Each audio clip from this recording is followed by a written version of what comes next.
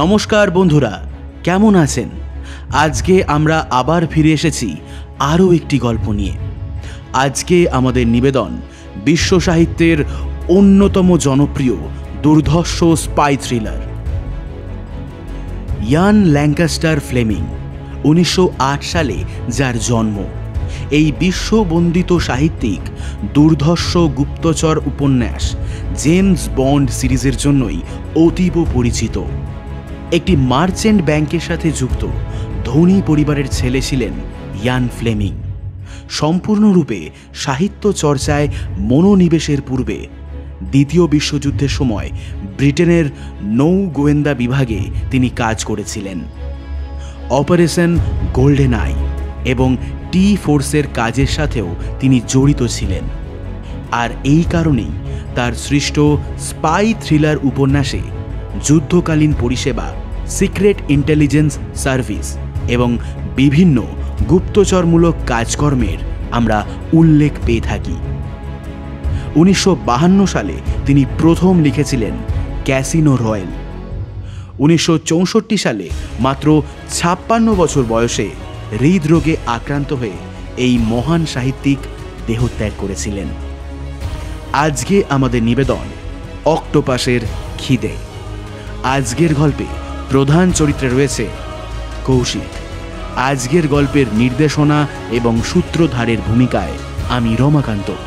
তাহলে শুরু হচ্ছে আজকের নিবেদন ইয়ান ফ্লেমিংয়ের কলমে দুর্ধর্ষ স্পাই থ্রিলার উপন্যাস অক্টোপাসের খিদে।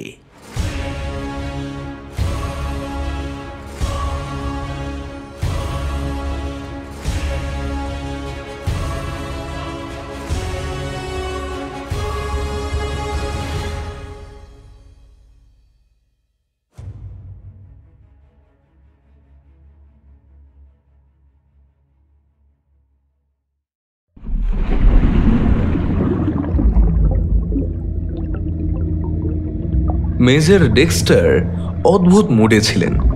তার সামনে একটা বিরাট অক্টোপাস, যেন সেটাকে শুনিয়েই তিনি বললেন, শোন, যদি সফল হই তবে তুই আজ একটা গ্র্যান্ড ফিস্ট পাবি, জব্বর খানা পিনা। মুখে তার ডুবুরির মুখোশ। মুখোশ মুখে নিয়ে কথা বললে কাঁচ ঝাপসা হয়ে যায়। জল থেকে মাথা তুললেন মেজর। পায়ের তলায় বালি, বুক থেকে নিম্নাঙ্গ এখনো জলের নিচে। মুখোশটা মুছে নিয়ে রবারের ব্যান্ডটা আবার মাথায় দিলেন। আবার ডুব। ওদিকে প্রবালে স্তূপের উপর একটা শিথিল দেহ। তার গায়ের রং খয়েরি, থলথলে চেহারা, কিন্তু দৃষ্টিটা জ্বলন্ত। মেজরের দিকে তাকিয়ে, অবশ্যই এটা কোনো মানুষ নয়। শুঁড়ের মাথাটা গর্তের অন্ধকার থেকে 2-1 ইঞ্চি বেরিয়ে আছে, দুলছে। সঙ্গে সঙ্গে ফুলে উঠছে তার রক্ত চোষা গাল। জিভটা বা শুঁড়টা কি যেন টেনে নিতে চাইছে। একটি অক্টোপাস, কিন্তু সেটা মেজর ডেক্সটার স্মিথের উল্লাসের কারণ। এই অক্টোপাসের সঙ্গে তার বন্ধুত্ব পাতাবার চেষ্টা চলছে প্রায় 2 মাস ধরে। আশা আছে আরো 1 মাস ধৈর্য ধরে চেষ্টা চালালে সে পোষ মানবে। ওহ, কিন্তু সেই 1 মাস খুব দীর্ঘ মনে হচ্ছে। আজই একবার চেষ্টা করে দেখবেন কি যে অক্টোপাস কতখানি সাড়া দিচ্ছে তার আদব কায়দায়। বর্ষার চেয়ে ধারালো কিছুর ডগায় মাংসের তাল তার খাদ্য। সেটাকে ওই অস্ত্র দিয়ে এগিয়ে না দিয়ে যদি হাতে করে দেওয়া যায়, অক্টোপাস কি তখন তার সঙ্গে হ্যান্ডশেক করবে? ব্যাপারটায় বড় ঝুঁকি, বিপজ্জনক হয়ে উঠতে পারে। ঠান্ডা মাথায় স্মিথ ভাবলেন, না না, অক্টোপাস যদি এখন বশ মেনে না থাকে তাহলে কেলেঙ্কারি হবে। মুখোশের কর্কের ভালভ ছিঁড়ে গেলে তাকে ডুবে মরতে হবে। তাছাড়া ইনস্টিটিউটের প্রফেসর বেচারি ভদ্রলোক, তাকেও কথা দেওয়া হয়েছে হঠকারী কোনো কাজ করা হবে না। সাঁতার দিতে দিতে একটা জিনিসের সন্ধান করছেন স্মিথ, স্করপিয়ন ফিশ। যাকে বেচারি বলেন স্করপিনা লুমিয়েরি। জীবনের শেষ অধ্যায়ে পৌঁছেছেন মেজর স্মিথ। অত্যন্ত সুন্দর চেহারা, বুদ্ধিমান, শান অফিসার, যিনি OBE রয়্যাল মেরিনসে দীর্ঘকাল কাজ করার পর অবসর নিয়েছেন। জীবনে দুটি জিনিস তার বরাবর প্রিয়, নারীদেহ উপভোগ এবং যুদ্ধ। দুটোর মধ্যেই অদ্ভুত থ্রিল আছে। তাই যুদ্ধের পর উইমেন্স রয়্যাল আর্মিতে কাজ করার সময়টা ভালোই কেটেছে। এখন মেজর স্মিথের বয়স 54, সামান্য টাক, সামান্য ভুঁড়ি, দুবার ছোটখাটো হার্ট অ্যাটাকও হয়ে গেছে। ডাক্তার এখন বরাদ্দ করেছেন দিনে 2 আউন্স হুইস্কি আর বড় জোর 10টা সিগারেট। কিন্তু মেজর এই নির্দেশ মোটেই মানেন না। রাতে হুইস্কিতে ডুবে যান আর রাশি রাশি ধোঁয়া ছাড়েন। সত্যি মেজর যেন এখন মরণের দিকে ইচ্ছে করেই ছুটে যেতে চান। হ্যাঁ, অনেকটাই মনস্তাত্ত্বিক রোগ। জামাইকার মাটিতে বাঁধা পড়েছেন তিনি। মনে হয় অতীতে কোনো অপরাধের প্রায়শ্চিত্ত করতে চান। কেমন একটা অপরাধ বোধ তাকে যেন শুষে নিচ্ছে, বুকটাকে ঝাঁঝরা করে ফেলছে। ভালোবাসা হতে পারে। 2 বছর আগেই মেরি মারা গেছে। তারপর কাউকে আর ভালোবাসা সম্ভব হয়নি। তবু সন্দেহ হয়, আচ্ছা, মেরিকেও কি তিনি দারুণ ভালোবাসতেন? কিন্তু মেরির অভাবটা খুব স্পষ্ট অনুভব করেন। তাই এখনো খুঁজে বেড়ান মেরির আবেগময় আবার মুডি সাহচর্য। পান না, তাই খুবই একা লাগে। জামাইকার উত্তর পাড়টায় হরেক রকম জাতের সমাবেশ। সেখানে মদ্যপান করলেও লোকগুলোকে ভালো লাগে না তার। মেলামেশা সম্ভব নয় ওদের সঙ্গে। বন্ধু হতে পারে এমন লোক কই?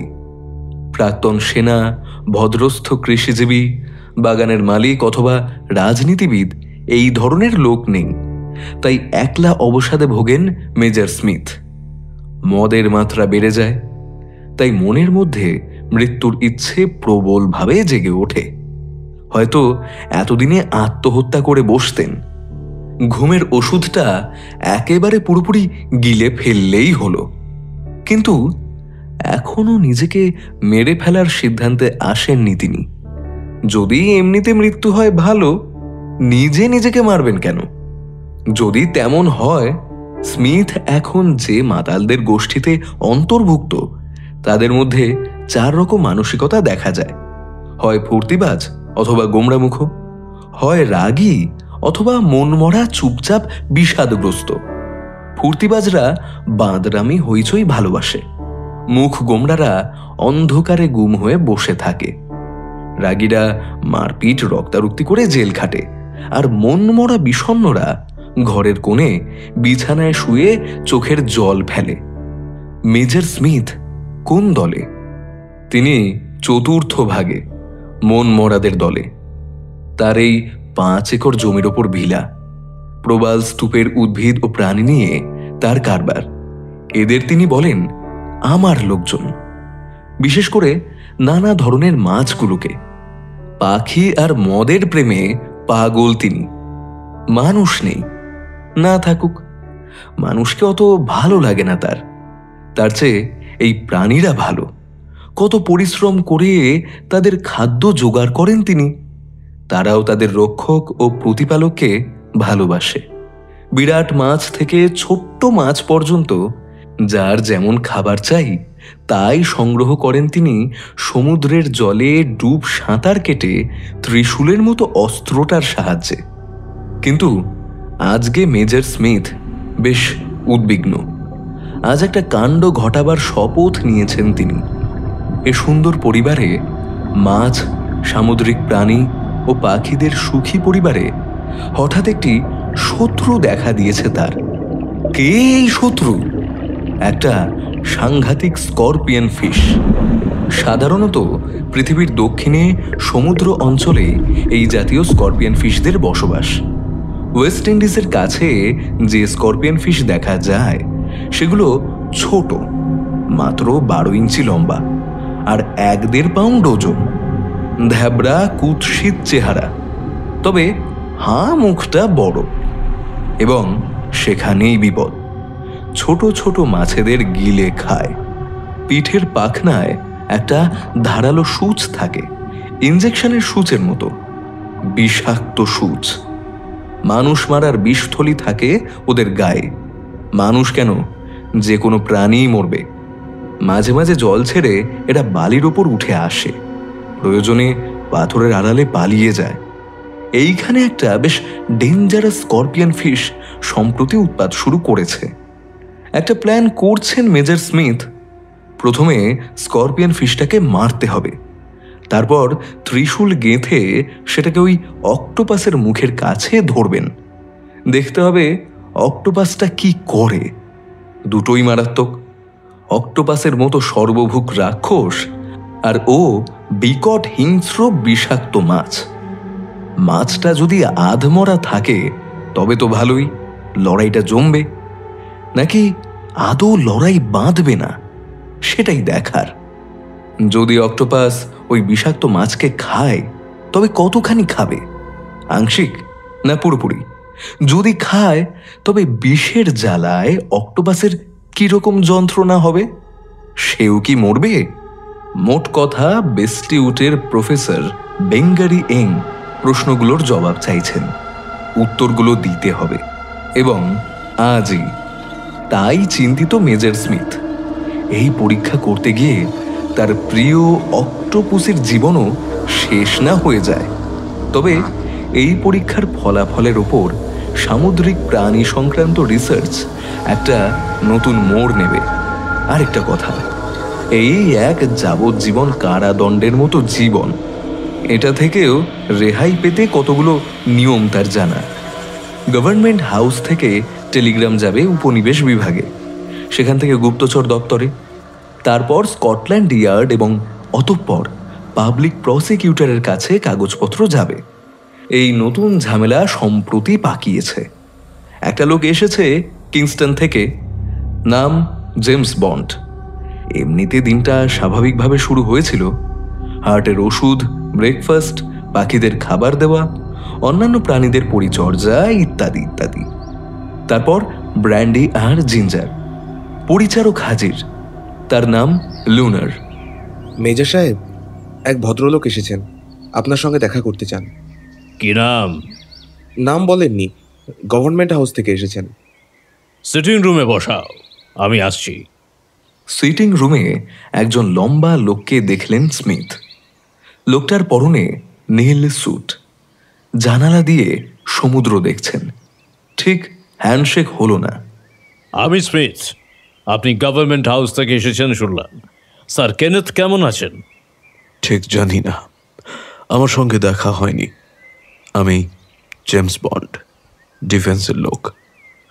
কোথাও বসে একটু কথা বলতে চাই। বেশ, তো এখানেই বসতে পারেন, নাকি বাগানে? রাম বা জিঞ্জার চলবে? নো থ্যাঙ্কস, এখানেই বসে যাক। জানলার মেহগনি গোবরাট বেশ চওড়া। বন্ড নামে লোকটা তার উপরেই বসল, আর প্লাস্টার্সের চেয়ারের হাতলে পা রেখে বসলেন মেজর স্মিথ। তার একটা পা কাঠের, সেটা মেঝের উপর রাখলেন। এবার বলুন কি করতে পারি? নর্থ শোরে কি আবার গোলমাল হয়েছে? সিগারেট ধরালো বন্ড, বলল, আসলে আপনার কাজের বিষয়েই কথা বলবো। যুদ্ধের পর আপনাকে যে কাজ দেওয়া হয়েছিল, মানে যখন আপনি মিসলেনিয়াস অবজেক্টিভ ব্যুরোর হয়ে কাজ করতেন। জোরে হাসলেন স্মিথ। ওহো, MOV, বেশ বেশ, বলুন। কাজটা আমি খুব এনজয় করতাম। পকেট থেকে একটা ট্যাবলেট বের করে মুখে পুরলেন। জেমস আগ্রহী। স্মিথ বলল, ও কিছু নয়, বদহজমের বড়ি। শরীরটা তো ফিট নয়, এখন তো আর 25 বছরের জোয়ান নই। যাই হোক। বন্ড বলল, টিডলের কাজ সম্পর্কে কিছু মনে আছে? কিটজ বুয়েলের পূর্বে ওবেরাউয়ার সম্পর্কে? এই নামটা মেজর স্মিথের বুকে গাঁথা। ও গোলমেলে ব্যাপার। গেস্টাপোর দল বেশ্যা নিয়ে মদে ডুবে আছে। আমাদের হাতে কাগজপত্র দিয়েছিল, তাই আমরাও বেশ জুলুম করলাম না, বেশিরভাগকে মিউনিক ক্যাম্পে পাঠিয়ে দিলাম। কয়েকজনের ফাঁসি হয়েছিল বোধ হয়। আমরা ওদের কয়েকজনকে খুঁজতে গেলাম মিটের সিল ভ্যালিতে। আমি তখন কর্তৃত্বের দিক থেকে নাম্বার 2 কমান্ডিং অফিসার ছিলেন কর্নেল কিং, একজন আমেরিকান। রাইট, একদম ঠিক বলেছেন, খুব ভালো লেখক। আপনি তো জার্মান জানেন, তাই শেষ পর্যন্ত সব কাগজপত্র আপনাকে দেওয়া হয়েছিল। আমি মন্তব্য সহ ফেরত দিয়েছিলাম। সব কাগজপত্রই? কোনোটা থেকে যায়নি তো? না না না, সবই দিয়েছিলাম। সালজবার্গ কাউন্টার ইন্টেলিজেন্স খুব খুশি হয়েছিল। কোথাও আছে হয়তো এখন, খুব সম্ভবত নুয়েবেনবার্গ ট্রায়ালের উপর ওগুলো কাজে লেগেছিল। ওহ, এমবিওতে কি সুন্দর কেটেছিল। হ্যাঁ, মদ, মিউজিক, মেয়ে ছেলে। মেজর স্মিথের জীবন ঘটনাবহুল ও বিচিত্র, তাতে কোনো সন্দেহ নেই। 1945 সাল পর্যন্ত যুদ্ধ, তার আগে ছিলেন কমান্ডো বাহিনীতে। 1941 সালে এই কমান্ডোদের কাজ ছিল শত্রু এলাকায় আকস্মিক হানা দেওয়া, সবাই ট্রেনিং পাওয়া। রয়্যাল মেরিনসে মাউন্ট ব্যাটেনের অধীনে যে কম্বাইন্ড অপারেশনস তৈরি হয়, তবে হেডকোয়ার্টার্সে তাকে বদলি করা হয়। জার্মান ভাষা জানায় তার উপর যুদ্ধবন্দীদের জিজ্ঞাসাবাদের দায়িত্ব দেওয়া হয়েছিল। ধীরে ধীরে এমওবিআই, তারপর জার্মানির আত্মসমর্পণের পর এই বাহিনীর কর্নেল হন তিনি। দক্ষতা দেখানোর পর প্রমোশন মেজর স্মিথ। বন্ড জিজ্ঞাসা করল, হ্যান্স ওভারসোর নামটা আপনার মনে পড়ে কি? ঠিক স্মরণে আসছে না, দাঁড়ান আমি একটু ভাবি। আমি সাহায্য করছি। যেদিন আপনি কাগজপত্রগুলো পান সেদিন আপনি কিটসবুয়েলে এক দক্ষ পাহাড়ি খোঁজে গিয়েছিলেন।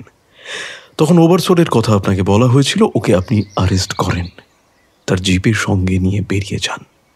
চুপচাপ শোনেন স্মিথ, তারপর বলেন, না, কিচ্ছু মনে পড়ছে না। বন্ড আরেকটু বর্ণনা দিল, লাভ হলো না। এরপর নোটবই বের করে বন্ড বলল, ওই সময় আপনার সঙ্গে ছিল ওয়েবলি স্কট বন্দুক, 45 ক্যালিবারের। বন্দুকটার সিরিয়াল নাম্বার 8967/362। হ্যাঁ, সেটা মনে আছে, তবে নাম্বারটা না, সেটা মনে নেই। নম্বরটাও ঠিক আছে, খাতায় আপনার সই আছে। হতে পারে, কিন্তু এসব আলোচনার কি দরকার? আলোচনার দরকারটাও আপনি জানেন মেজর স্মিথ। স্মিথ ভ্রুকুটি করে। বন্ড বলে, আমি একটু বাগানে বেরিয়ে আসি, আপনি শান্ত মনে চিন্তা করুন। কিছু মনে পড়লে আমাকে ডাকবেন, নিজে থেকে বললে আপনারই ভালো। জেনে রাখুন, আপনার সম্পর্কে বেশিরভাগটাই আমরা ইতিমধ্যে জেনে গেছি। কিংস্টনে এফু ব্রাদার্সের সঙ্গেও কথা হয়েছে আমাদের। মেজর স্মিথ যেন হালকা বোধ করলেন। আর কি, তাহলে সবই ফাঁস হয়ে গেছে। এফু ব্রাদার্সরা সবই বলে দেবে। ব্র্যান্ডি ও জিঞ্জারের গ্লাসে চুমুক দিলেন স্মিথ, সিগারেট ধরালেন। এটা 20 নাম্বার সিগারেট, বেলা 11টা। এই বন্ড নামে লোকটার পেছনে আর বেশি সময় নষ্ট করে লাভ নেই। তার বন্ধু, প্রজা, অনুচরের দলের খাবার সময় হয়েছে। তারা আগ্রহ নিয়ে অপেক্ষা করছে, তাদের প্রতিপালক কোথায়। যাই হোক, বন্ডকে যেটুকু জানাবার আছে সংক্ষেপে জানিয়ে দেবেন তিনি। বেশি কথা খরচা করে লাভ নেই। সেই অতীতকাল, টিফেন ব্রনার হোটেল। এর 2টি ঘরের বিছানার উপর এক গাদা কাগজপত্র ছড়িয়ে ছিটিয়ে আছে। কিছু কাগজের উপর লেখা কমান্ডো শ্বাস হয়েস ভাটলিক ইত্যাদি। এই সব কাগজগুলোর উপরে চোখ বোলাচ্ছিলেন মেজর স্মিথ। এইসব কাগজের মধ্যেই রয়েছে জার্মান শত্রুপক্ষের অনেক গোপন তথ্য। নামগুলো বড় ছোট সব রকমের, কোনোটা মোটা পুরু, কোনোটা পাতলা। ওপরে লেখা ভল্ট এ, তার নিচে ওয়েলডে কাইজার ইত্যাদি। সেই সময় অর্থনৈতিক দিক থেকে আন্তর্জাতিক বাজারে ব্রিটেন চরম দুর্দশায়। একটা বড় অস্ট্রিয়ান ম্যাপ দেখছিলেন স্মিথ। হঠাৎ একটা জায়গায় নজর আটকে গেল। কাইজার পর্বতমালার পূর্বে সবচেয়ে উঁচু চূড়োটা কুঁজের মতো দেখায়। ওখানে জনবসতি নেই বলা যায়। খোঁচা খোঁচা ধারালো পাথুরে চূড়োটাকে হিংস্র দেখায়। এখানেই একটা নুড়ির টিলা আছে, আর তার মধ্যেই আছে গুপ্ত ভাণ্ডার। মেজর স্মিথ এতক্ষণ সেটাই হয়রান হয়ে খুঁজছিলেন। বন্ড এইমাত্র যেমন বলল, শুরুটা সেই রকমই হয়েছিল বটে। ভোর 4টের সময় ওভারসোরের ঘরে গিয়ে তাকে গ্রেপ্তার করেছিলেন স্মিথ। পরিবারকে বলা হয়েছিল তাকে মিউনিখ শিবিরে নিয়ে যাওয়া হচ্ছে, জিজ্ঞাসাবাদ করা হবে। তেমন কিছু সিরিয়াস না হলে ও 1 সপ্তাহের মধ্যে বাড়ি ফিরে আসবে। স্মিথ নিজের পরিচয় গোপন রেখেছিলেন, এমনকি জিপের নম্বরটাও ঢাকা ছিল। তাছাড়া কিসবুয়েল মিলিটারি গভর্নমেন্টের পতন আসন্ন, কে আর মনে রাখবে ব্যাপারটা? ওভারসোরও বুঝেছিল এদের সঙ্গে উল্টোপাল্টা আচরণ করে লাভ নেই। তখন ভোর হচ্ছে। পাহাড়ে চূড়োগুলোর সৌন্দর্য সম্বন্ধে খুব প্রশংসা করছেন স্মিথ। ওইগুলো আভাস ইঙ্গিত। জিপ এসে পৌঁছালো পাহাড়ের নিচে। এক টুকরো সমতল জমির উপর গাড়িটা রাখা হলো। সবুজ ঘাস। চূড়োটাকে বলা হয় স্বর্ণ শিখর। সোজাসুজি কথাটা তুললেন মেজর স্মিথ। শোনো ওভারসোর, আমার বিশ্বাস তুমি নাৎসিদের দলের নও। আমরা কি চাই ভালো করে জেনে রাখো। কাইজার পাহাড়ে উঠবো আমরা। যা কাজ সব ঠিক মতো হয়ে গেলে তোমাকে বাড়ি পাঠিয়ে দেবো। বলবো মিউনিখে তোমায় জেরা করে কিছু পাওয়া যায়নি, বুঝেছ? প্রাণ ভয়ে ভীত ওভারসোব কৃতজ্ঞ। মেজর স্মিথই তাকে মুক্ত করতে পারেন। তার একটা সই মানে ওভারসোরের নবজন্ম। ওরা পাহাড়ে উঠতে থাকলো। চারিদিকে পাইন গাছ। স্মিথের পোশাকে পাহাড়ে চড়ার উপযোগী জ্যাকেট, হাফ প্যান্ট, জুতো। শুধু বন্দুকটা বইতে হচ্ছে। ওভারসো স্যুট পরেছে, পায়ে সাধারণ জুতো। তবুও বিশেষ অসুবিধা হচ্ছে না। আচ্ছা, ওটা কি বলুন তো? নাম নিশ্চয়ই শুনেছেন। বলো। ওটাই হচ্ছে ফ্র্যাঞ্জিসকানার হল্ট। ওহো, তাই নাকি? হ্যাঁ, আর ওরই নিচে ছোট ছোট হিমবাহ বইছে। আমরা অবশ্য পাশ কাটিয়ে উঠব। হ্যাঁ, অনেক ফাটলও রয়েছে। মেজর স্মিথের মানস চোখে এখন শুধু সারি সারি সোনার বাটগুলো ভাসছে। ওভারসোর ঘামছে, অবশ্যই উত্তেজনায়। সোনার বাটগুলো দড়ি দিয়ে বেঁধে নামাতে হবে। সূর্য এখন তাপ ছড়াচ্ছে। বড় বড় পাথর আর ছোট ছোট নুড়ি খাড়াই বেয়ে উঠছে ওরা। এসে গেছে, এসে গেছে। গুপ্তধনের চূড়ো আর বেশি দূরে নয়। ভীষণ গরম। চূড়োটা বর্ষার মতো, যেন আকাশকে বিঁধতে চাইছে। ওরা জামা খুলে দৌড়চ্ছে। সামনে একটা পাহাড়ি ঝর্ণা। ওরা মুখ হাত ধুয়ে নিল। এবার পাহাড়ে উঠতে অত বেশি কষ্ট হচ্ছে না। ওভারসোর পাথরগুলো টেনে টেনে পরখ করছিল। হঠাৎ সেই টানে একটা পাথর খুলে বেরিয়ে এলো, কিন্তু শব্দ শোনা যাচ্ছে। মেজর স্মিথ সামান্য শঙ্কিত। পাথরটা অনেক নিচে ঝোপের ওপর গড়িয়ে পড়ল। স্মিথ জিজ্ঞাসা করলেন, এখানে কাছাকাছি লোকজন আছে নাকি? না না, কুপস্টেনের আগে জনবসতি প্রায় নেই বললেই চলে। আর থাকবেই বা কি করে? পশুচারণ যে একেবারেই অসম্ভব। জলের তো প্রচুর অভাব। শুধু মাঝে মধ্যে কিছু লোক ওই পাহাড়ে চড়তে আসে। পর্বতারোহী বলতে পারেন। হিমবাহের পাশ দিয়ে যাচ্ছে ওরা। কাঠগুলো বেশ বড় এবং বিপজ্জনক বটে। কুঁজোর মতো চূড়োটা প্রায় 100 ফুট উঁচুতে। এখনো একটা ভাঙাচোরা বিশ্রাম লজ দেখা যাচ্ছে। পুরনো কাঠের পাটাতনগুলো জীর্ণ। সেই বেস্ট লজে পৌঁছাতে 5 ঘন্টা লেগে গেল। টয়লেটের ছুতো করে মেজর স্মিথ একা দল ছেড়ে সরে এলেন। পূর্বমুখী হাঁটতে থাকলেন। এখান থেকে অস্ট্রিয়া ও ব্যাভেরিয়ার মনোরম প্রাকৃতিক দৃশ্য দেখা যায়। 120 স্টেপ যাবার পর একটা পাথরের ছোট ঢিবি। গুনে গুনে স্টেপ ফেলেছেন স্মিথ। অর্থাৎ ফেবোর পাথরের হদিশটা স্মরণ রাখতে হবে। বন্দুকটা হাতেই আছে। আরও এগোলেন স্মিথ। ফিরে এসে দেখলেন কুটিরের মধ্যে আগুন জ্বলছে ওভারসোর।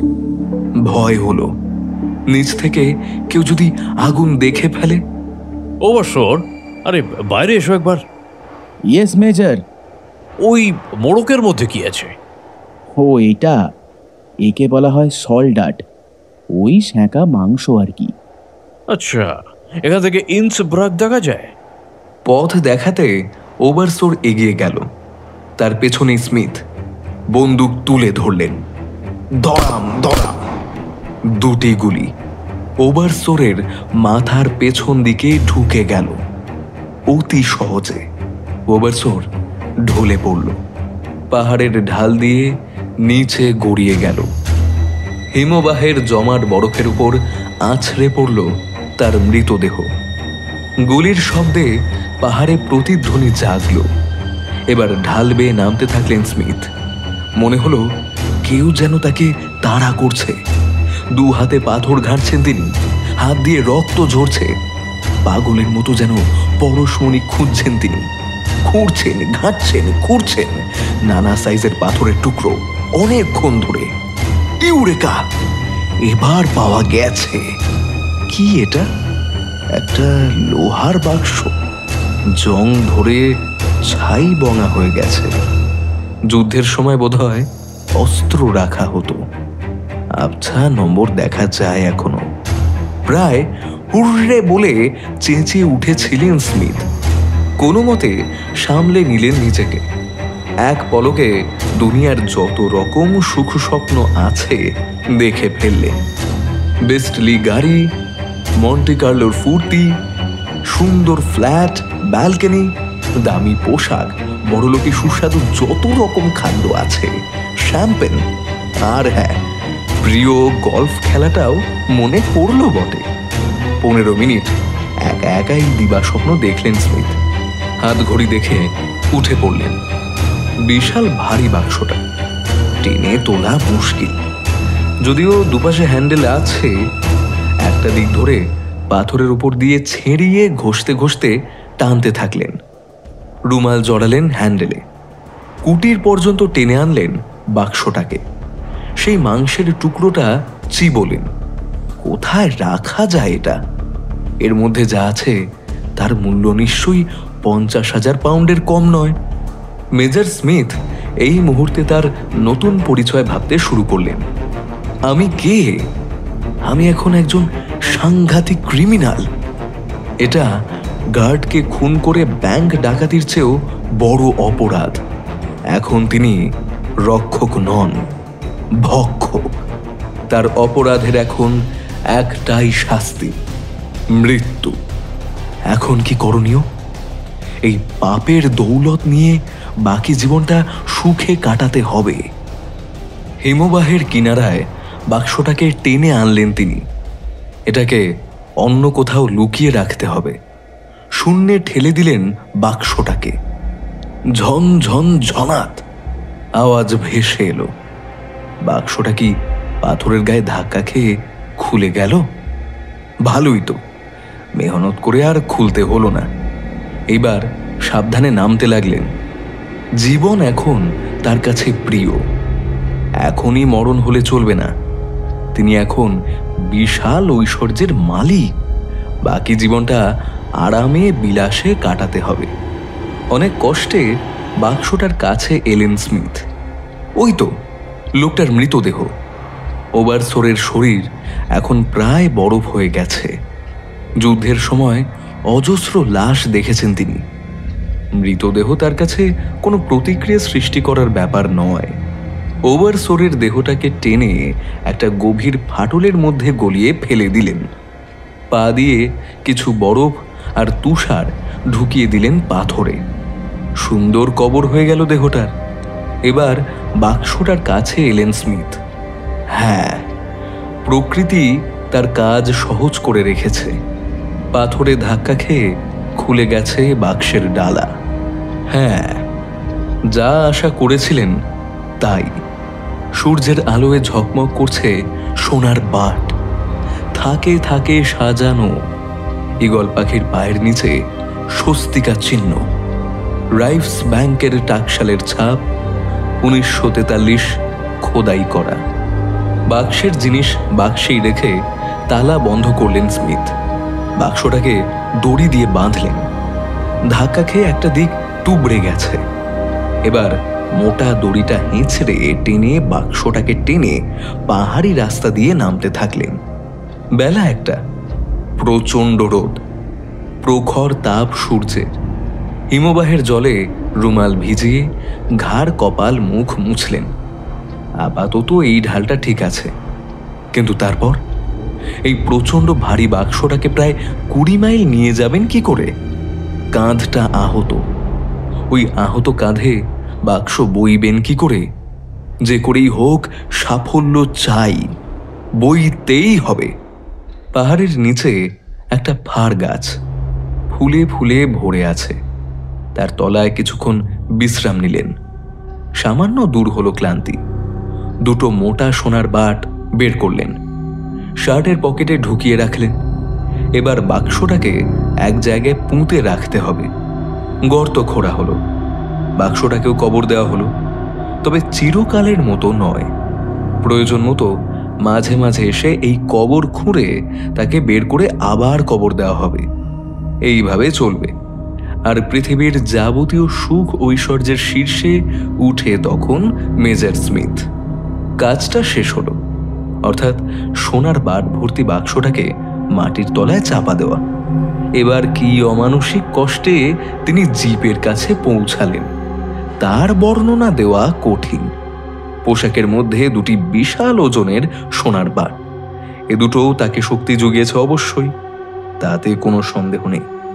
জিপের কাছে এসে মাটিতে শুয়ে পড়লেন তিনি। এই হাঁটা তার প্রাণ শক্তি শুষে নিয়েছে। পরিশ্রান্ত স্মিথ যেন কিছুক্ষণ লুটিয়ে পড়ে রইলেন। কাজ বাকি আছে। এই ভারী বিশাল ওজনের সোনার বাট দুটো নিয়ে তো শহরে ফেরা যাবে না, এগুলোকেও সাবধানে রাখতে হবে এখানেই কোথাও। কোনখানে? এমন জায়গায় যেখানে চিহ্নটা শুধুমাত্র মেজর স্মিথের মনে থাকবে, আর কেউ বিন্দুমাত্র বুঝতে পারবে না।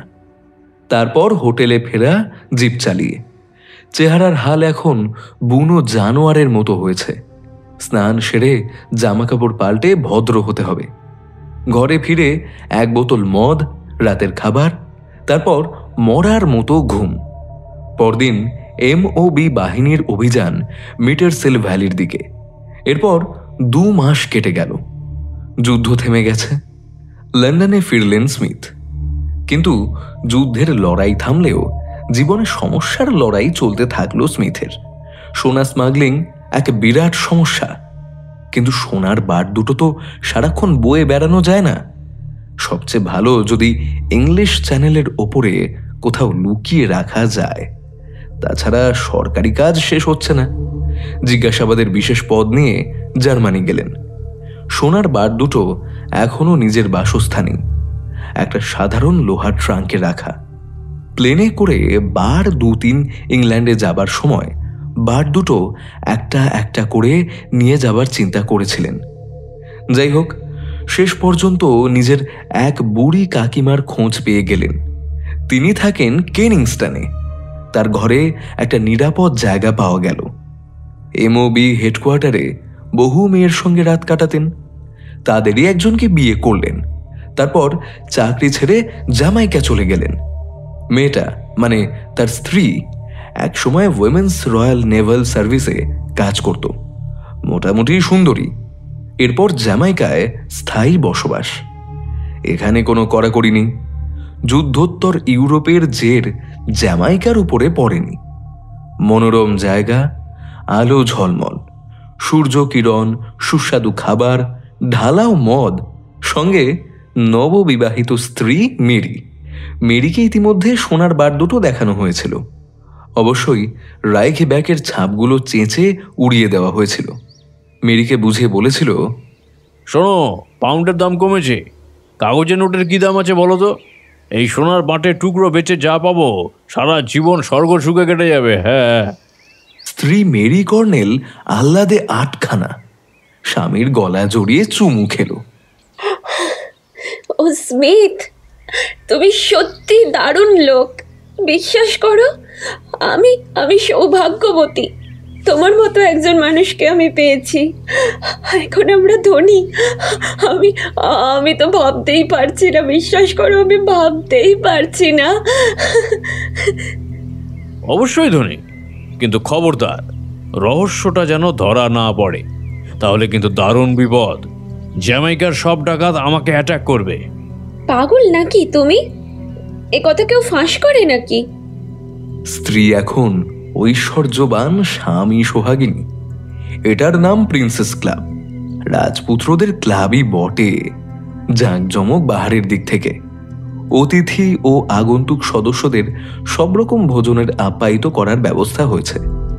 এবার দুজন নতুন অতিথি সদস্য, স্মিথ আর মেরি। ব্যাস, এখন দিনগুলো যেন সোনার খাঁচায় বন্দি হয়ে গেল। নিজেদের নিয়ে মত্ত তারা। খানা পিনা, নাচ গান, আনন্দ ফুর্তি। মেরির জন্য টেনিস লন, স্মিথের জন্য গল্ফের মাঠ। সন্ধেবেলা মেরি ব্রিজ খেলে, আর স্মিথ তখন তার লোকজন মানে সামুদ্রিক প্রাণী পোকামাকড় নিয়ে ব্যস্ত থাকে। দুহাতে খরচ হচ্ছে কুবেরের ধন। জ্যামাইকায় ফু ব্রাদার্সরা খুব সম্মানিত। তারাও বিশাল বিত্তশালী, এখানকার চীন জাতির অভিসংবাদী নেতা। এদিকে বিশ্ববাজারে সোনার মূল্য বেড়েছে। 1 আউন্স $35, টানজানিয়া বা মরক্কোতে প্রায় $100। ম্যাকাও তো সোনা স্মাগলিংয়ের পীঠস্থান। হংকংয়ের গুরুত্ব বৃদ্ধি পেয়েছে। তা ফু দুই ভাই জমিয়ে কারবার করছে। সোনার বাট দুটো দেখে ফু ভাইরা ভীষণ খুশি। শুধু মুছে ফেলা ছাপ দেখে জিজ্ঞেস করলো, কোন দেশের সোনা? বড় ভাই খুব ভদ্র বলল, মেজর, যাচাই করার কোনো প্রশ্ন নেই, তবুও বিশ্ববাজারে কিছু ব্যাংক এবং ব্যবসায়ীর কাছে সোনা আছে যেগুলো সম্পূর্ণ খাঁটি নয়। মেজর স্মিথ জিজ্ঞেস করলেন, জাল সোনা? গিল্টি করা শীষের বাট? না না, সে কথা বলছি না। তবে আপনার এই সোনার বার দুটো কোন দেশের? মনে পড়ছে না। যুদ্ধের সময়। বেশ বেশ বেশ, যদি মনে না পড়ে আমি যাচাই করে নিতে পারি। নানা রকম পদ্ধতি জানা আছে আমাদের, মানে খাঁটি সোনা পরীক্ষার পদ্ধতি। এগুলো এখন আমাদের কাছে থাক। দয়া করে ওই লাঞ্চের পরে আসুন। ওদের কাছে সোনার বাট রেখে যেতে হবে, তাছাড়া উপায় কি? ওদের বিশ্বাস করতে এখন মেজর স্মিথ বাধ্য। কি দাম বলবে কে জানে, যা বলবে তাই মেনে নিতে হবে। লাঞ্চের পর আবার মিটিং। ওরা ব্রিফকেস খুলে বাঁট দুটো বের করলো। টেবিলের উপর সাদা রাইটিং প্যাড এবং সোনার ফাউন্টেন পেন। বড় ভাই বলল, দেখলাম, চমৎকার চমৎকার। সোনার বার দুটো কোথাকার বুঝে গেছি। আপনারও নিশ্চয়ই জানতে আগ্রহ হচ্ছে। তা হচ্ছে বই কি। জার্মানির, খুব সম্ভবত রাখাই ব্যাংকের ট্যাক্সালে তৈরি। এতে ওই 10% সীসা আছে অবশ্য। হিটলারের আমল থেকে এটুকু খাদ মেশানোর পদ্ধতি চালু হয়েছিল। এতে অবশ্য শেষ পর্যন্ত জার্মানদের লাভ হয়নি।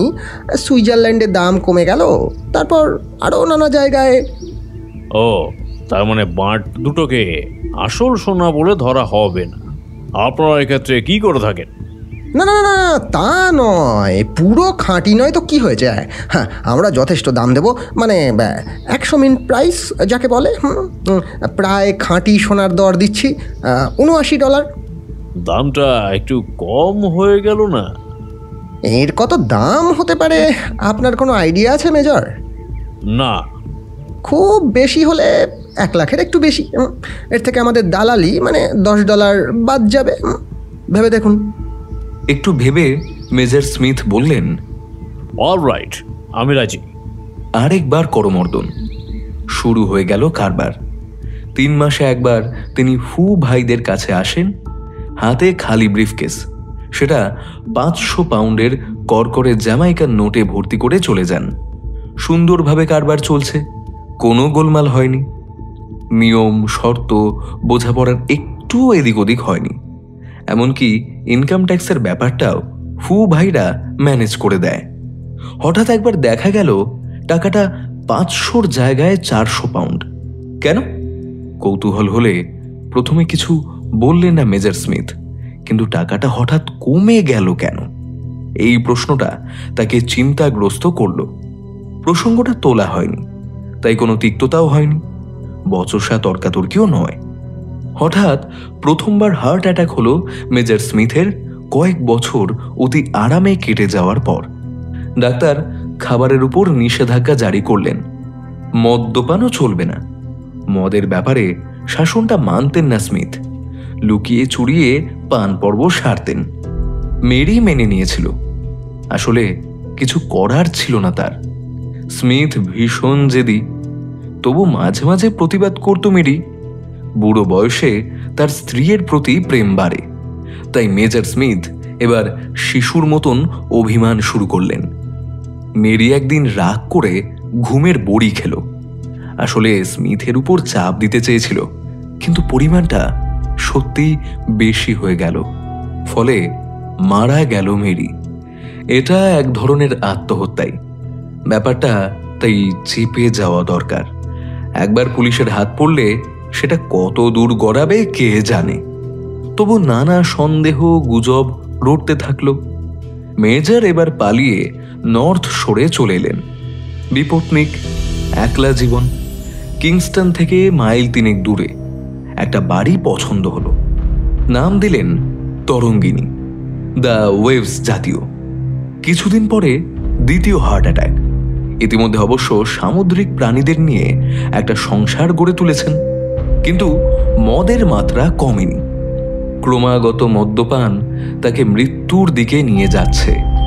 সেটা জেনে বুঝেও সাবধান হচ্ছেন না তিনি।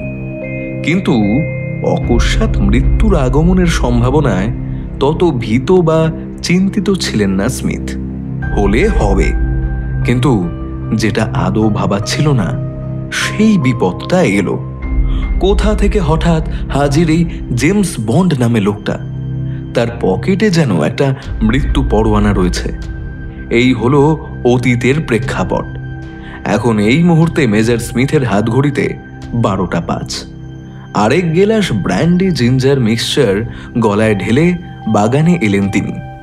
বন্ডের সামনে একটা চেয়ার টেনে বসে যা বলার সবই বললেন।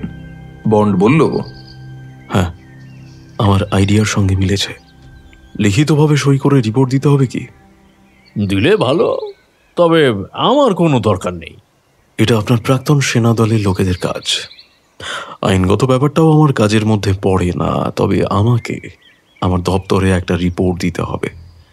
তারা সেটা রয়্যাল ম্যারিনকে পাঠাবেন, তারপর স্কটল্যান্ড মারফত পাবলিক প্রসিকিউটরের হাতেও যাবে গোটা ব্যাপারটা। একটা কথা বলুন। ওরা কি করে জানতে পারলো এতদিন পরে? হিমবাহের নিচ থেকে ওভারসোরের লাশ বেরিয়ে এসেছিল। কয়েকজন পর্বতারোহী মৃতদেহটা তুলে আনে। ওভারসোরের জামার মধ্যে কিছু কাগজপত্র অটুট ছিল।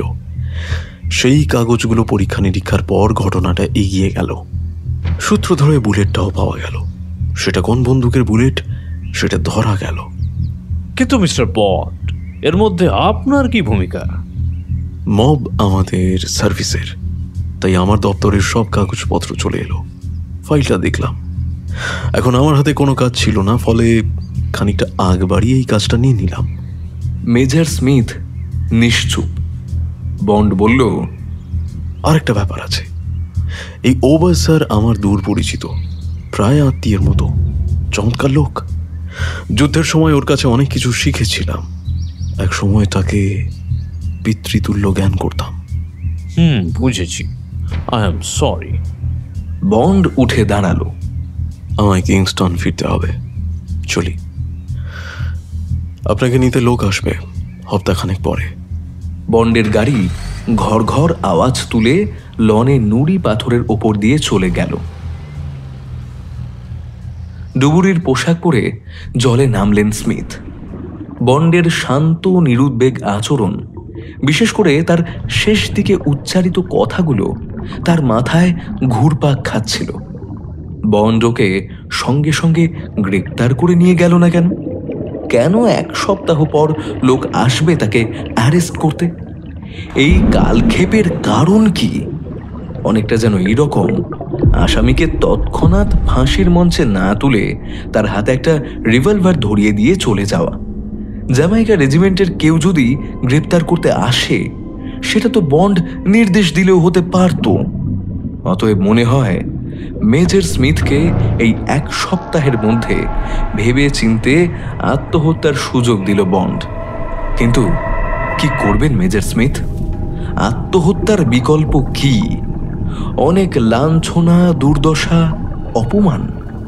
খবরের কাগজে বড় বড় হেডলাইনে তার অপকীর্তির প্রচার, তারপর আদালতের শাস্তি মেনে নেওয়া, কমপক্ষে যাবজ্জীবন কারাদণ্ড, সেই কারাবাসে নিদারুণ মানসিক কষ্ট এবং তারপরে 3য়-বারের হার্ট অ্যাটাক অসম্ভব নয়।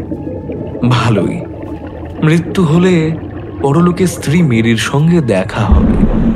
আরেকটা পথ, সব দোষ স্বীকার করে নিয়ে আদালতের কাছে মার্জনা চাওয়া। সেটা অবশ্য প্রাণ ভয়ে ভীত এক মানুষের ভিক্ষাবৃত্তির মতো হবে। পুরনো ট্রাঙ্কে সামরিক পোশাক ও মেডেলগুলো নিশ্চয়ই এখনো আছে। কয়েক মুহূর্তের জন্য বিচারের দৃশ্যটা কল্পনা করলেন তিনি। নাকি মামলা চালিয়ে যাবেন উচ্চ আদালত পর্যন্ত। 2 পেগ জিন খেয়ে জলে নেমেছিলেন। সন্ধ্যের সময় একটা ককটেল পার্টি আছে আবার, তারপর পার্ক বিচ ক্লাবে ডিনার। এবার নিজের কাজে মন দেওয়া যাক।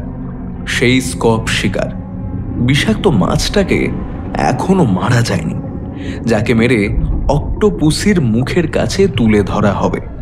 হঠাৎ চোখে পড়ল একটা গলদা চিংড়ির সুর। দূর, মেজর স্মিথের দরকার স্করপিয়ন ফিশ। আর বেশি সময় নেই তার হাতে। বালির ওপর দাঁড়িয়ে কিছুক্ষণ অপেক্ষার পর তার সাক্ষাৎ মিলল। প্রায় 1 পাউন্ড ওজন হবে। লাল চোখ কটমট করছে। ত্রিশূলটা দিয়ে 1 কোপে গাঁথতে হবে। ব্যর্থ হলে সে ওই বিষাক্ত কাঁটা নিয়ে ছুটে এসে পাল্টা আক্রমণ করবে। আবার কিছুটা জলে নামলেন। ব্যাস, ত্রিশূলের এক মোক্ষম ঘা। কিন্তু মিস হলো। ত্রিশূলের মৃদু স্পর্শ হয়তো লেগেছে, কিন্তু ক্ষতি হয়নি তার। সে পাখির মতো ডানা ঝাপটে মেজর স্মিথের পেটের সামনে দিয়ে বেরিয়ে গেল। একটা শ্যাওলা ভরা পাথরের আড়ালে লুকিয়ে পড়ল। ওহ হেল! মেজর আক্ষেপ করলেন। বুকের কাছে একটা ব্যথা, যেন মৃত্যুর পদধ্বনি। অথচ কাজটা সারা গেল না। জল ছেড়ে উঠে এসে একটা বেঞ্চিতে বসলেন। ইস, তলপেটটা কেমন অবশ হয়ে যাচ্ছে। কয়েকটা আলতো আঁচড় লেগেছে। সেই স্করপিয়নটা পেটের কাছ দিয়ে চলে যাবার সময় কাঁটার মাথাটা মৃদু স্পর্শ করেছিল তার তলপেটে। ফোঁটা ফোঁটা রক্ত। কি হবে এর ফল? বিষের ক্রিয়া এইটুকুতেই মারাত্মক হবে নাকি? আঙুল দিয়ে দেখলেন, চামড়ায় কোনো সার নেই।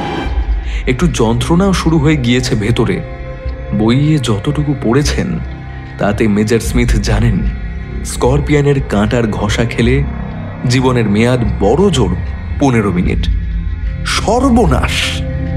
চিকিৎসার ওষুধ আছে, প্রোকন, অ্যান্টিবায়োটিক, অ্যান্টিহিস্টামিন, যদি হার্টে সব সহ্য হয়। কিন্তু এখানে হাতের কাছে সেসব কোথায়? ভিলায় যদি ফিরে যাওয়া যায়, তবু ডাক্তারকে খবর দিতে এবং ডাক্তার আসতে আসতে অন্তত 1 ঘন্টা তো লাগবেই। অসম্ভব যন্ত্রণা। এবার স্মিথের শরীর বেঁকে গেল। হাতে পায়ে আগুনের হলকা পুড়িয়ে দিচ্ছে যেন। ঠোঁট দুটোয় যেন সূচ ফোটাচ্ছে। স্করপিয়ন ফিশটার কথা ভোলা যাচ্ছে না। অক্টোপুসিকে খেতে দিতে হবে। সে ক্ষুধার্ত, অপেক্ষা করছে। একা একাই চিৎকার করলেন স্মিথ। ওরে পুষি, মাই ডিয়ার পুষি, তোর শেষ খাবার তোকে দিয়ে যাব আমি। বলার সঙ্গে সঙ্গে অদ্ভুত ভাগ্য, স্করপিয়ন ফিশটা আবার হাতের নাগালে চলে এসেছে। ঝিম মারা শরীর নিয়ে হামাগুড়ি দিলেন মেজর। মুঠো করে ত্রিশূলের হ্যান্ডেলটা ধরলেন। 1 হাতে তলপেট চেপে আরেক হাতে ত্রিশূল নিয়ে বালির উপর ছেঁচড়ে ছেঁচড়ে এগোলেন। লক্ষ্য ভেদ চাই। আবার আঘাত, এইবার সফল। ত্রিশূলের ত্রিমুখে গেঁথে গেছে থলথলে স্করপিয়ন। ছটফট করছে, মরেনি। এত সহজে মরে না ওরা। এইবার অক্টোপুসির কাছে চলো, আমার পুসির কাছে। My dear pussy. কত দিনের স্বাদ তাকে এই খাবারটা খাওয়াবেন তিনি। জলে ডুব দিলেন। অক্টোপুসির গর্তটা প্রায় 50 গজ দূরে এখন, এক কোমর জলে। মুখোশের ভিতর মুখ পুড়ে যাচ্ছে। তবে যন্ত্রণায় ক্ষত বিক্ষত মেজর, মিলিটারি ম্যান এগিয়ে যাচ্ছেন। এও এক যুদ্ধ। হ্যাঁ, পৌঁছে গেছেন। হঠাৎ মনে হলো, কাজটা উচিত হচ্ছে তো, ভুল হচ্ছে না তো? পুসি যদি এই টোপ গিলে মারা যায়? স্যার বেঙ্গড়ি অক্টোপাস নিধনের নতুন দাওয়াই আবিষ্কার করতে পারতেন। ত্রিশূলে গাঁথা স্করপিয়নটা এগিয়ে দিলেন তিনি। কিন্তু তার প্রিয় অক্টোপুসি এগিয়ে এসে আঁকড়ে ধরল তার হাতটা। হ্যান্ডশেক, হ্যান্ডশেকই বটে। নির্মম করমর্দন। হাতটা টেনে নিচ্ছে অক্টোপুসি, তার প্রতিপালকের হাত। সুরগুলো সাপের মতো জাপটে ধরলে পাকে পাকে মুখোশটা খুলতে পারছেন স্মিথ। টানাটানি করে কোনো লাভ হচ্ছে না। আর্তনাদ করলেন স্মিথ। কে শুনছে এই পাণ্ডব বর্জিত জায়গায় মেজরের আর্তনাদ? ক্রমশ জলের নিচে তলিয়ে গেল মেজরের মাথাটা। জলের বুকে কয়েকটা বুদবুদ জেগে উঠছে, মিলিয়ে যাচ্ছে। পুরো ঊর্ধ্বাঙ্গ এবার জলে ডুবে গেছে। শুধু দুটো পা জলের উপর ভাসছে, ঢেউয়ের দোলায় দুলছে, প্রাণহীন। মেজরের প্রিয় অক্টোপুসি তখন কি করছে? সে তখন পরম তৃপ্তিতে তার পালনকর্তার ডান হাতটার মাংস খুবলে চেখে চেখে খেতে শুরু করেছে। আর হিংস্র প্রাণীর মতো তীক্ষ্ণ ঠোঁট দিয়ে মুখের মধ্যে কামড়ে টেনে নিয়েছে একটা আঙুল। স্করপিয়নের চেয়ে সুস্বাদু নিশ্চয়ই। কেটে গেল অনেকক্ষণ, কত ঘন্টা কেউ খবর রাখে না। দুজন জ্যামাইকান বোটম্যান মেজর স্মিথের দেহাংশ দেখতে পায়। ওরা উদ্ধার কার্যে নামে। প্রথমে ত্রিশূলটা দিয়ে অক্টোপাসটাকে গেঁথে ফেলে ওরা, চিৎ করে উল্টে দেয়। তারপর একটা ড্যাগার দিয়ে এক কোপে অক্টোপাসের মুন্ডুটা কেটে ফেলে। 3টে মৃতদেহ ডাঙায় তোলে ওরা। 3টে? হ্যাঁ, মেজর স্মিথের দেহটা পুলিশের হাতে তুলে দেয়। স্করপিয়ন ফিশ আর অক্টোপুসের দেহটা সরিয়ে রাখে, পরে রান্না করে খাবে। রিপোর্টার খবর পাঠায় অক্টোপাস মেজর স্মিথকে মেরেছে। কিন্তু এই খবর ছাপলে টুরিস্টরা পালাবে। তাই ডেইলি প্রিনার ঘুরিয়ে লেখে, জল থেকে মেজর স্মিথের মৃতদেহ পাওয়া গেছে। আত্মহত্যা? লন্ডনে ব্যাপারটা তাই রটে যায়। বন্ড ফাইলের শেষ প্যারায় এই মন্তব্যই লেখে। এ তো এক ধরনের আত্মহত্যা বটে, কিন্তু পোস্টমর্টেম করেছিলেন ডক্টর গ্রিভস নামে এক বিশেষজ্ঞ। তাই বোধ হয় পরিশেষ্টে বিশদ কথা লেখা হয়।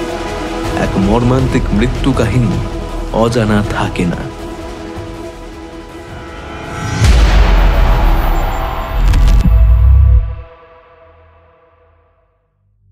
জুন মাসের গরম এই মুহূর্তে প্রচণ্ড। জেমস বন্ড এখন অফিসে ফাইল দেখছিল। এখন ওর সেক্রেটারি মেরি গুডনাইট হ্যাঙ্গারে কোটটা রাখা। পেন্সিল নিয়ে ফাইলে দাগ দিচ্ছিল বন্ড। পৃথিবীটা যেন হঠাৎ বেশ শান্ত, ঠান্ডা, ভালো ছেলে হয়ে গেছে। খবরের কাগজ, সিক্রেট ফাইল, কোনোটাতেই কোনো ঝামেলা ঝঞ্ঝাটের সংবাদ নেই।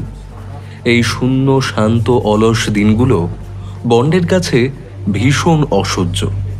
একটা দুটো শুষ্ক প্রবন্ধ পড়েছে সে, রাশিয়ানরা কিভাবে সায়ানাইড গ্যাসকে কাজে লাগাচ্ছে ইত্যাদি।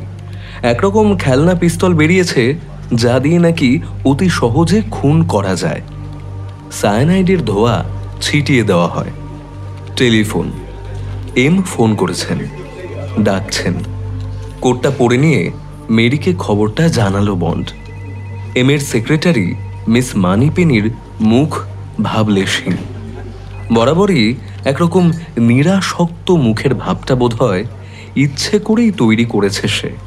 তার যে কাজ, তাতে বোধ হয় এমন মুখেরই প্রয়োজন, যা দেখে কোনো অর্থ ভাষা কিছুই বোঝা যাবে না। সামান্য স্বাগত হাসিটুকু ছাড়া আর কিছু নেই। এম এর ঘরে আরেকজন রয়েছেন, বন্ডের অচেনা। এম আলাপ করিয়ে দিলেন। আলাপ করিয়ে দিই। এনি কমান্ডার বন্ড, আমাদের রিসার্চ উইংয়ের লোক, আর ইনি ডক্টর ফ্যানস। ফ্যানাস এমনভাবে করমর্দন করলেন যেন অজগর সাপকে ছুঁয়ে ফেলেছেন। বন্ডের মনে হলো লোকটার দৃষ্টিতে যেন ক্যামেরার শাটার লাগানো, পলকের মধ্যে খোলে এবং বন্ধ হয়। কোনো ব্যাপারে বিশেষজ্ঞ মনে হয়। জুন মাসের গরমে আবার কি কোনো নাটকের প্রস্তুতি? ডক্টর ফ্যানাসের পরনে নীল কোট, চকচকে টাইপিং, চোখে কানে ফিতে বাঁধা পাশনে চশমা। এক মুহূর্তে এর চরিত্র পরিচয় কল্পনা করার চেষ্টা করল বন্ড। লেখক, সমালোচক, বিয়ে করেননি, হয়তো কিছুটা হোমোসেক্সুয়াল। এম বললেন, ডক্টর ফ্যানস প্রাচীন রত্নরাজি সম্পর্কে বিশেষজ্ঞ, কাস্টমস এবং সিআইডির উপদেষ্টা। মিস ফ্রয়েডেনস্টাইনকে নিয়ে ব্যাপারটা সম্পর্কে আমি ওনাকে ডেকেছি। ভুরু কুঁচকে চিন্তাগ্রস্ত বন্ড। মিস ফ্রয়েডেনস্টাইন, সে একজন স্পাই, ইংল্যান্ডে নিযুক্ত। কাজ রাশিয়ান কেজিবি সংস্থার হয়ে গুপ্তচরের দায়িত্ব পালন। যোগাযোগ বিভাগে কাজ করে যে ওর একটা বিশেষ কাজ আছে, তাকে বলে পার্পল সাইকার। এক ধরনের সাংকেতিক বার্তা সম্বন্ধে তথ্য উদ্ধার করা। এই লিপি উদ্ধার করে যে মূলত ওয়াশিংটন সিআইএ কে পাঠায়, আসলে সিআইকে বিভ্রান্ত করাই এদের কাজ। এদের বলা হয় ডাবল এজেন্ট পদ, সেকশন নাম্বার 100A। মিস ফ্রয়েডেনস্টাইন যে রাশিয়ার স্পাই, সেটা জেনে বুঝেই এখানে কাজ করতে দেওয়া হয়েছে। ইংল্যান্ডের উদ্দেশ্য রাশিয়ানদেরও বিভ্রান্ত করা। 3 বছর হলো কাজ করছে সে। এম বললেন, ডক্টর ফ্যানস, ব্যাপারটা কমান্ডার বন্ডকে ডিটেলসে বলুন। নিশ্চয়ই মিস্টার বন্ড, আপনি নিশ্চয়ই বিশ্বের খুব নাম করা জুয়েলারি বিশেষজ্ঞ ফাবিয়ার্সের নাম শুনেছেন। সে রাশিয়ান। শুনেছি, যার ও জারিনাদের নানা রকমের অদ্ভুত অনেক কিছু তৈরি করতেন ইস্টার এগ নামে। হ্যাঁ, ইস্টার এগ ছাড়াও আরও অনেক কিছু বানাতে জানতেন, বিশেষ করে জড়োয়ার কাজ। অপূর্ব, খুবই দামি ঐশ্বর্যের জিনিস। তারই আঁকা একটা ডিজাইন থেকে জানা গেছে একটা নাম, মিস মারিয়া ফ্রয়েডেনস্টাইন। প্যারিস থেকে রেজিস্ট্রি করা একটা জিনিস পৌঁছেছে। আপনি কি করে খবর পেলেন ডক্টর? আমি এক্সাইজ বিভাগকে পরামর্শ দিই। দামটা বলা হচ্ছে 1 লক্ষ পাউন্ড। আমার মতে একটা অস্বাভাবিক ব্যাপার। প্যাকেট খুলে আমাকে দেখানো হয়েছে। জিনিসটা কি? ওটা এক ধরনের মরকত গোলক বলা যায়। তারপর বললাম দামটা একটু কমই ধরা হয়েছে। সঙ্গে একটা দলিল আছে রাশিয়ান ও ফ্রেঞ্চ ভাষায়। এই রত্নটার ইতিহাস বলা হয়েছে। একটা ফটোস্টেট কপি আমি করেছি, তাতে মিস ফ্রয়েডেনস্টাইন সম্পর্কে উল্লেখ আছে, কারণ তারই পিতামহ 1917 সালে ফারোয়ার্সকে এটি বানাতে দেন। রুবেল সংক্রান্ত কারণ জড়িত আছে। যাই হোক, 1918 সালে তার মৃত্যুর পর এটা তার ভাই দখল করে। সেখান থেকে এটা পায় মিস ফ্রয়েডেনস্টাইনের মা। কিন্তু ওরা খুব অল্প বয়সেই রাশিয়া ছেড়ে প্যারিসে চলে আসে। জার অনুরাগী রাশিয়ান এলাকায় আশ্রয় নেয়। মারিয়ার মা অবশ্য অবৈধ সন্তান। গত বছর সে মারা গেছে। দলিলে বলা হয়েছে রত্নটির মালিক এখন মায়ের উত্তরাধিকারিণী মারিয়া ফ্রয়েডেনস্টাইন। অবশ্য দলিলে কারোরই সই নেই। যাই হোক, রত্নটা রেজিস্ট্রি পোস্টে প্যারিস থেকে তার কাছে পাঠানো হয়েছে। ডক্টর ফ্যানাস বলতে থাকলেন, নিলামদার সাদবির বিজ্ঞাপন দেখে আমার কৌতূহল জাগে। বলা হয়েছিল জনৈক ভদ্রমহিলার সম্পত্তি। বিজ্ঞাপন ছাপার 7 দিন পরে ছিল নিলামের তারিখ। মেয়েটির সঙ্গে দেখা করলাম, সে একই কথা বলল। যখন জানলাম মিনিস্ট্রি অফ ডিফেন্সে কাজ করে, তখন মনে হলো এই লাখ পাউন্ডের চেয়ে বেশি দামি একটা রত্ন সে যে বিদেশ থেকে পেয়েছে বা তার কাছে পাঠানো হয়েছে, এর একটা রহস্য আছে। এম জিজ্ঞাসা করলেন, মূল সূত্রটা কি, মানে এই রত্নটার? দেখুন, ফাবিয়াস যত জিনিস তৈরি করেছিল তার 90% রাশিয়ার বাইরে চলে যেত। কয়েকটা ক্রেমলিনে পড়ে আছে। রাশিয়ানরা একে পুঁজিবাদী মনের খেয়ালি ফল বলে মনে করে। ক্রেমলিনে এরকম জিনিস আছে? থাকতে পারে, নানা রকমের জিনিস, কিছু গোপনে, কিছু প্রকাশ্যে। যেমন পান্নার একটা বল নিয়ে নানা গালগল্প শুনেছি। প্রশ্নটা হলো, এটা হঠাৎ ইংল্যান্ডে কাজ করছে এমন একজন গুপ্তচরের কাছে পাঠাবার রহস্যটা কি? আপনার কি মনে হয়? ব্যাংকে সবাই বড় অঙ্কের টাকা জমা দেবে, তারপর সাদবির নিলামে কত দাম উঠবে বলে আপনার মনে হয়? অবশ্যই চড়া দাম হবে, বলা মুশকিল, তবে লাখ পাউন্ডের কম হবে না ডেফিনেটলি। এম একটা হালকা মন্তব্য করেন। ডক্টর ফ্যানাসের কিছুটা প্রতিক্রিয়া দেখা দেয়।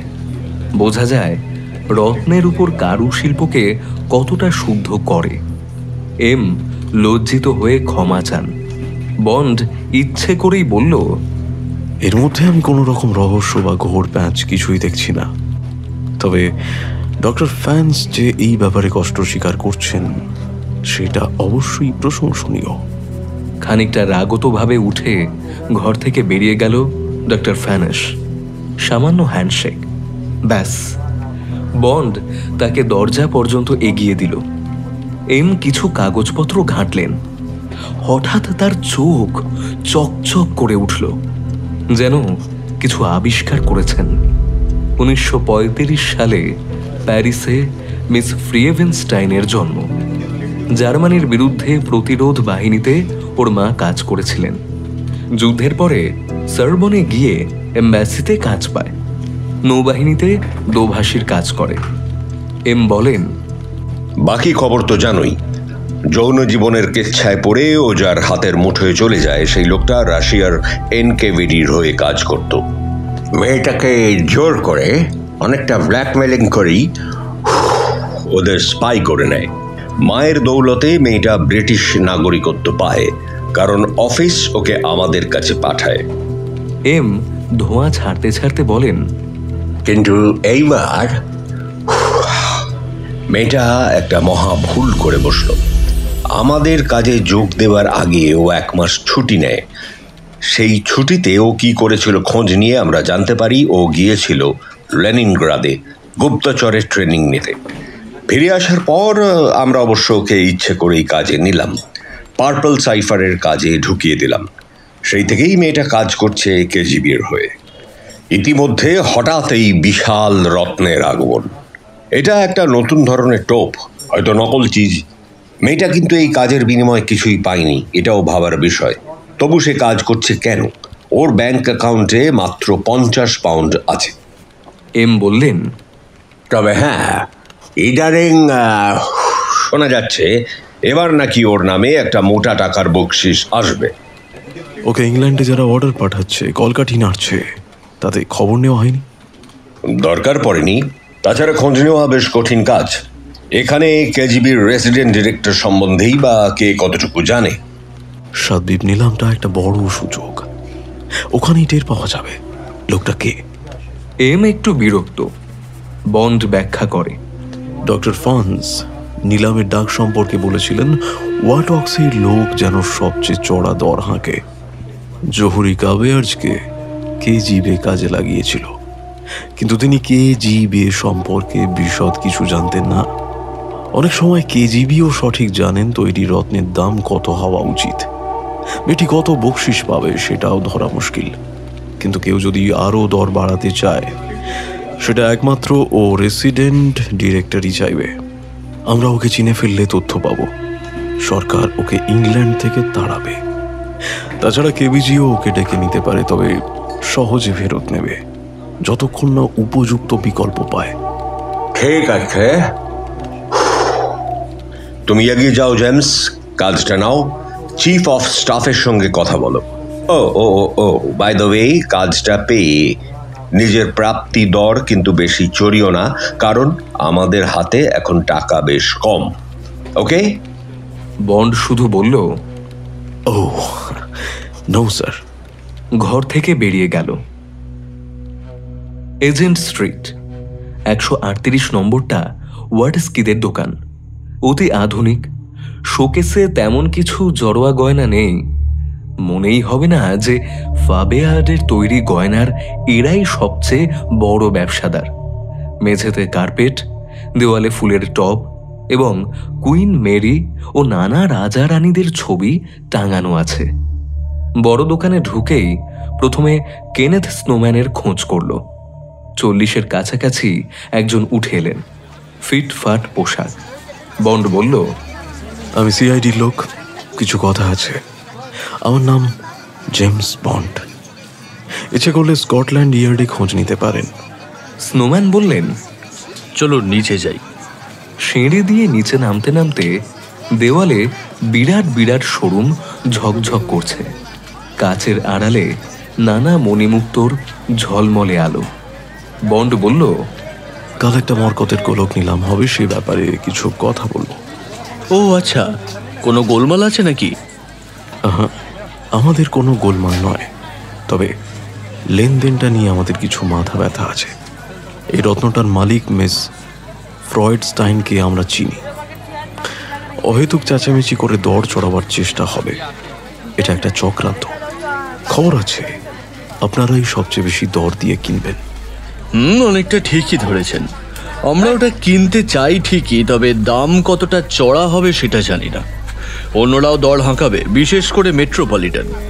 তা আপনারা কি ভাবছেন, এর মধ্যে কোনো জালিয়াতি আছে কি?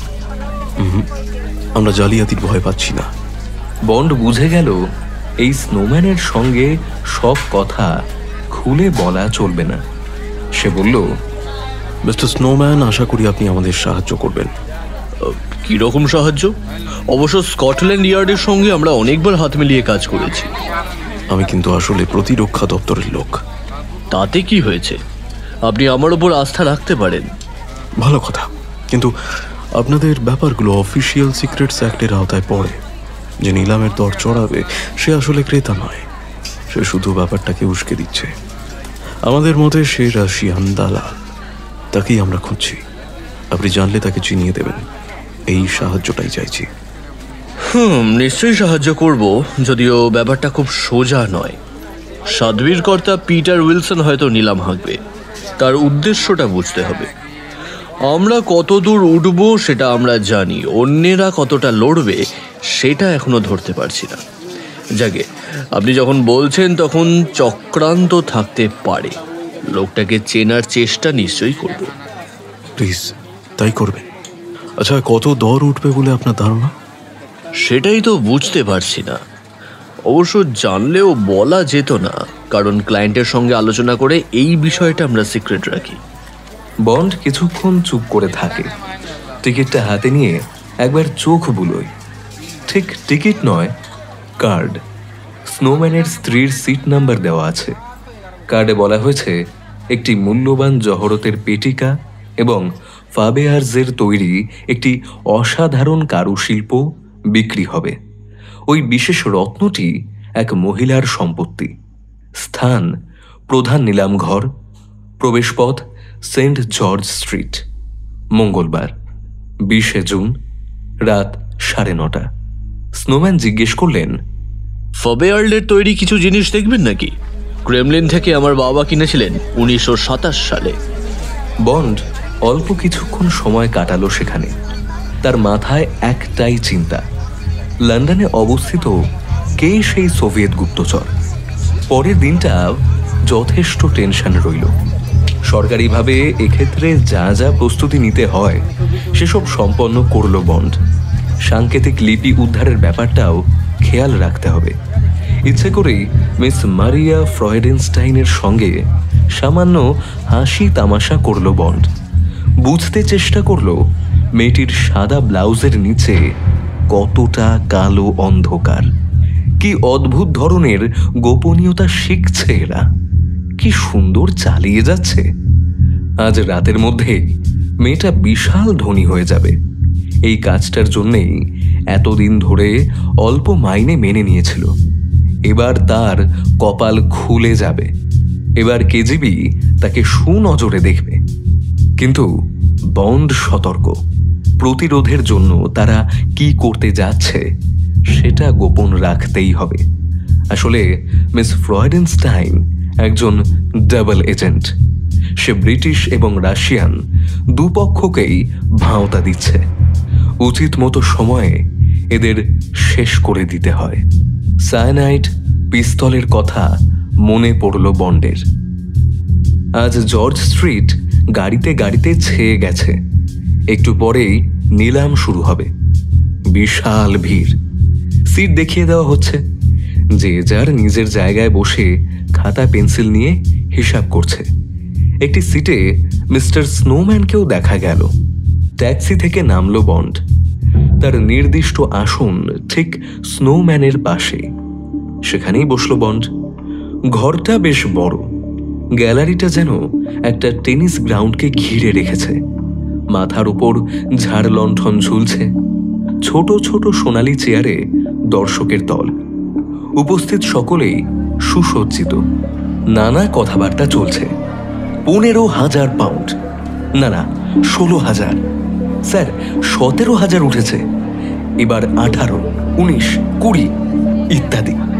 বন্ড জিজ্ঞেস করল, এখন কি বিক্রি হচ্ছে? স্নোম্যান বললেন, ওই 40 নম্বর মালটা। মখমলে ঢাকা ট্রের উপরে একটা হীরের নেকলেস। খুব সম্ভবত 25,000 উঠবে। একজন ফরাসি আর ইটালিয়ানের মধ্যে লড়াই চলছে। অচিরেই ফয়সালা হয়ে গেল। শেষ দর 25,000।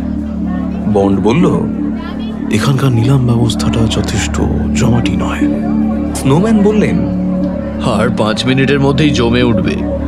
এখন বিক্রি হবে একটা চুনের ব্রেসলেট, হীরের বর্ডার দেওয়া। শোনা যায় এগুলো নাকি এক সময় মিসেস ফিজ হার্বার্ড ব্যবহার করতেন। সেই মিসেস ফিজ হার্বার্ড যার সঙ্গে প্রিন্স অব ওয়েলস মানে চতুর্থ জর্জের বিয়ে হয়েছিল। মিসেস ফিজ হার্বার্ড এই অলংকার দুটি তার ভাইয়ের মেয়েকে দিয়েছিলেন। সেই মেয়েটিকে নাকি বলা হতো ইংল্যান্ডের শ্রেষ্ঠা সুন্দরী। এইবার জোর ডাক শুরু হলো। বহু ক্যামেরাম্যান ভিড় করেছে। ইংল্যান্ডের হাতে সোভিয়েত এম্বাসির 200 জন কর্মীর ফটো গোপনে তোলা আছে। সেই ফটোগুলো দেখে সব সুখ মনে রাখা কঠিন। তবু বন্ড চারদিক তাকিয়ে দেখছে কোনো চেনা মুখ চোখে পড়ে কিনা। কানে আসছে 15,001, 15,002, 16,000। আপনি জিতলেন স্যার। তৃতীয় অধ্যায়টা শেষ হলো। এবার আসল খেলা, আসল নাটক। বন্ড আর স্নোম্যানের মধ্যে সামান্য কানাকানি হলো। ঘরের মাঝখানের টেবিলের উপর একটা সুন্দর বাক্স রাখা হলো, সাদা মখমলের কভার। তারপর একজন চাবি খুলে সেই পান্নার গোলাটা বের করা মাত্র সারা ঘরে একটা সবুজ আলো ছড়িয়ে পড়ল। ক্যাটালগে লেখা আছে, এই ভূগোলক 1917 সালে তৈরি। প্রস্তুতকারক কার্ল হাভেয়ার্স। তিনি রাশিয়ান। এটা বর্তমানে তার নাতনির সম্পত্তি, যিনি তার মেয়ের মেয়ে। গোলকের চারপাশ ঘিরে স্ফটিকের ওপর পদ্মরাগ হীরার কারুকার্য, 6টি স্বর্ণ ফলকের ওপর দাঁড় করানো। অন্যান্য তথ্য, গোলকের গায়ে 3 কোণার একটি বার্মিজ চুনি। গোলকটির উচ্চতা 7.5 ইঞ্চি। তাছাড়া একটা সোনার চাবি আছে। উইলসন হাতুড়ি মেরে ঘোষণা করলেন, 20,000, 20,001, 20,002। স্নোম্যান ফিস ফিস করে বললেন, তার মানে 50,000-এর খদ্দের এসে গেছে। তার মানে এগুলো সবই তোল্লাই দেওয়া। দর উঠছে 30, 40, 50, এবার 60, 70, 80,000 পাউন্ড, এবার 90, এবং এই মাত্র 1 লক্ষ পাউন্ড। সারা ঘরে হাততালির ঝড়। স্নোম্যান বললেন, ওই 3 জন লোককে লক্ষ্য করবেন, ওরা বারবার টেলিফোনে কথা বলছে। ওদেরই একজন ক্যামেরা দিয়ে সকলের ছবি তুলছে। ওই ছেলেটাই সাবি কোম্পানির লোক, আমেরিকার সঙ্গে লাইন আছে, খুব সম্ভব তাদের সঙ্গেই কথা বলছে। নিলামদার ঘোষণা করল 1,10,000, 20,000। টেলিফোন ধরা লোকটিও দর হাঁকছে। এখন দর উঠেছে 1,30,000। স্নোম্যান বললেন, এবার আমেরিকা পালাবে। আপনার মক্কেলের চান্স এখন, সেই এবার আমাকে তাতাবে। বন্ড সিট ছেড়ে উঠে রিপোর্টারদের মধ্যে মিশে গেল। নিলামদারদের হাঁক, 1,45,000 পাউন্ড। কেউ আছেন? কেউ আছেন? মিস্টার স্নোম্যান 5 আঙুল তুললেন।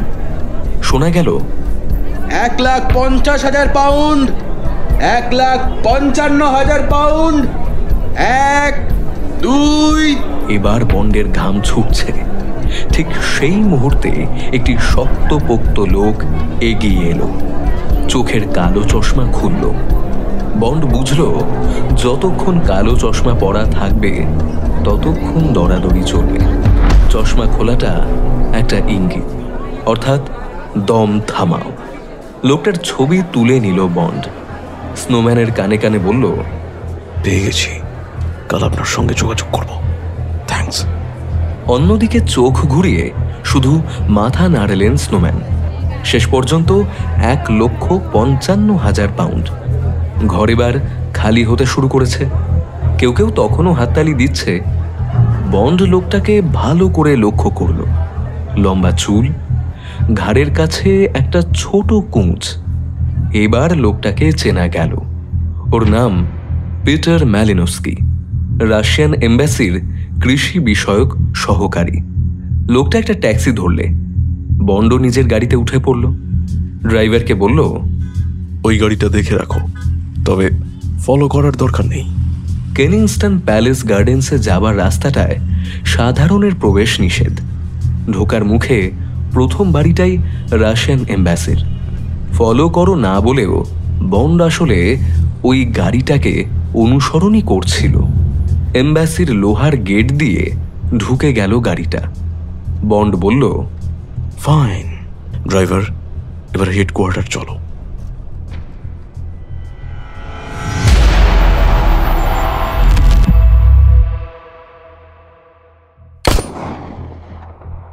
চাঁদমারি মাথায় ঘাসের ওপর শুয়ে গুলি ছোড়া প্র্যাকটিস করছে বন্ড। লক্ষ্য ভেদের দক্ষতাটা ঝালিয়ে নিচ্ছে। পরপর কয়েকটা গুলি ছুঁড়ে সুবিধে হয়নি। এবার একটা কিছু করতেই হবে। বাঁকানো ট্রিগারের উপরে আলতো আঙুলের চাপ দিল বন্ড। শুটিং রেঞ্জের স্তব্ধতার মধ্যে এবার গুলির আওয়াজ বিকট, মোক্ষম আঘাত। ডামিটা গুলি খেয়ে ছিটকে পড়েছে। পেছন থেকে চিফ রেঞ্জ অফিসার বললে, ফাইন, চালিয়ে যান। আরো 5টা গুলি ছুড়ল বন্ড। তার হাতের রাইফেলটা অবশ্য বিশেষ ধরনের। রেঞ্জ অফিসার বলল, শেষ গুলিটা নিচের দিকে গেছে। আমরা বছরের শেষে যখন ঢিবিগুলো সাফ করব, তখন অনেক শীষে ও তামার টুকরো পাই। আপনারটাও সেই ভান্ডারে গেল। লক্ষ্যভেদের কাগজটা হাতে নিয়ে বন্ড ভাবল, মোটামুটি খারাপ নয়। ঘড়িতে এখন 9:15। কমান্ডার জেমস বন্ডের হাতের টিপ, যাকে মার্কসম্যানশিপ বলা হয়, সেটা ন্যাশনাল রাইফেলসের রেজিস্টারে বেশ বড় করে উল্লেখ করা থাকে। ওরা হাঁটতে হাঁটতে গাড়ির সামনে এসে পড়ল। বন্ড গাড়িতে উঠে বলল, গুড নাইট। গাড়ি কিংস এভিনিউ ধরে লন্ডনের রাস্তার দিকে উধাও হলো। কোথায় যাচ্ছে বন্ড এখন? অবশ্যই কোনো নারীর সন্ধানে নন। বার্লিন যাবার প্লেনটা ধরা দরকার। সময় পেলে 2-1 পেগ খেয়ে নেবে। বার্লিনে একজনের সঙ্গে জরুরি সাক্ষাৎকার বাকি, খুবই জরুরি। বিকেল 2:30, এমের ঘর। গম্ভীর মুখ এমের, যেন খুব ব্যস্ত। অতি সংক্ষেপে বন্ডকে কিছু তথ্য জানালেন। আমাদের 272-কে তুমি চিনবে না। ও যুদ্ধের সময় নোভায়া জিমলায় বন্দী ছিল, এখন পালাতে পেরেছে। পারমাণবিক বোমা আর রকেটের বিষয়ে নানা কাগজপত্র আছে ওর সঙ্গে। এই 272 এখন পূর্ব বার্লিনে, তবে কেজিবি আর পূর্ব জার্মানির স্পাই উইং ওকে ফলো করছে। তবে ও আমাদের জন্য অপেক্ষা করছে। কাল থেকে 2 দিনের মধ্যে ও দেখা করতে পারবে। ও ডবল এজেন্ট অবশ্য। কেজিবি ওকে গুলি করে মারবে ঠিক করেছে। একজন স্পেশাল স্নাইপার ঠিক করা হয়েছে যে এক গুলিতে ওকে মারতে পারবে। কোথা থেকে গুলি করা হবে সেই জায়গাটা এখন খোঁজা হচ্ছে। আগামী কাজগুলো সম্পর্কে একটা মোটামুটি ছক করল বন্ড। অন্ধকারে 4টে জানালা আছে। স্নাইপার তারই একটা থেকে ট্রিগার টিপবে। 5 থেকে 10 সেকেন্ডের মধ্যে তার কাজ শেষ হয়ে যাবে। ঘরে এসে ঘুম দিল বন্ড। গতকালই বার্লিন পৌঁছেছে। জানালার পর্দা সরিয়ে নিষ্প্রাণ বার্লিনের দিকে কিছুক্ষণ তাকিয়ে রইল বন্ড। কানে আসে শুধু ট্রামের ঘর ঘর। পি সেন্ডারের কাছ থেকে পাওয়া পাউরুটির সাথে একটা কাগজে লেখা আছে, আপনি ইচ্ছা করলে বেরোতে পারেন না, কিন্তু 5টার মধ্যে ফিরে আসতে হবে। আপনার অস্ত্র পৌঁছে গেছে। একজন আর্দালি সেটা বিকেলে ফিট করে দিয়ে আসবে। রাস্তায় বেরিয়ে পড়ল বন্ড। শহর থমথমে, বেশ ঠান্ডা পড়েছে। রাস্তায় লোকজন আছে বটে, তবে যে যার নিজের তালে। খবরের কাগজ পড়ছে বা হিসেব করছে। বিকেলটা কিভাবে কাটাবে বন্ড? লেকের পারে ওই রেস্টুরেন্টটা কেমন? একটা ছেলে এলো কালো রঙের ওপেল ক্যাপিটাল গাড়ি নিয়ে। ইতিমধ্যে ক্যাপ্টেন সেন্ডারের সঙ্গে কিছু কথাবার্তা হয়েছে। শোবার ঘরটা বেশ পছন্দ হয়েছে বন্ডের। জানলার গোবড়াটে একটা মেটাল স্ট্যান্ড, তার উপরেই বসানো রয়েছে উইনচেস্টার রাইফেল। এছাড়া আছে 1 জোড়া দূরবীন আর ওয়াকিটকি। কি কাজ ঘটতে চলেছে কে জানে। বন্ডের বুকের ভেতরে যেন একটা সাপ ঘুরে ফিরে বেড়াচ্ছে।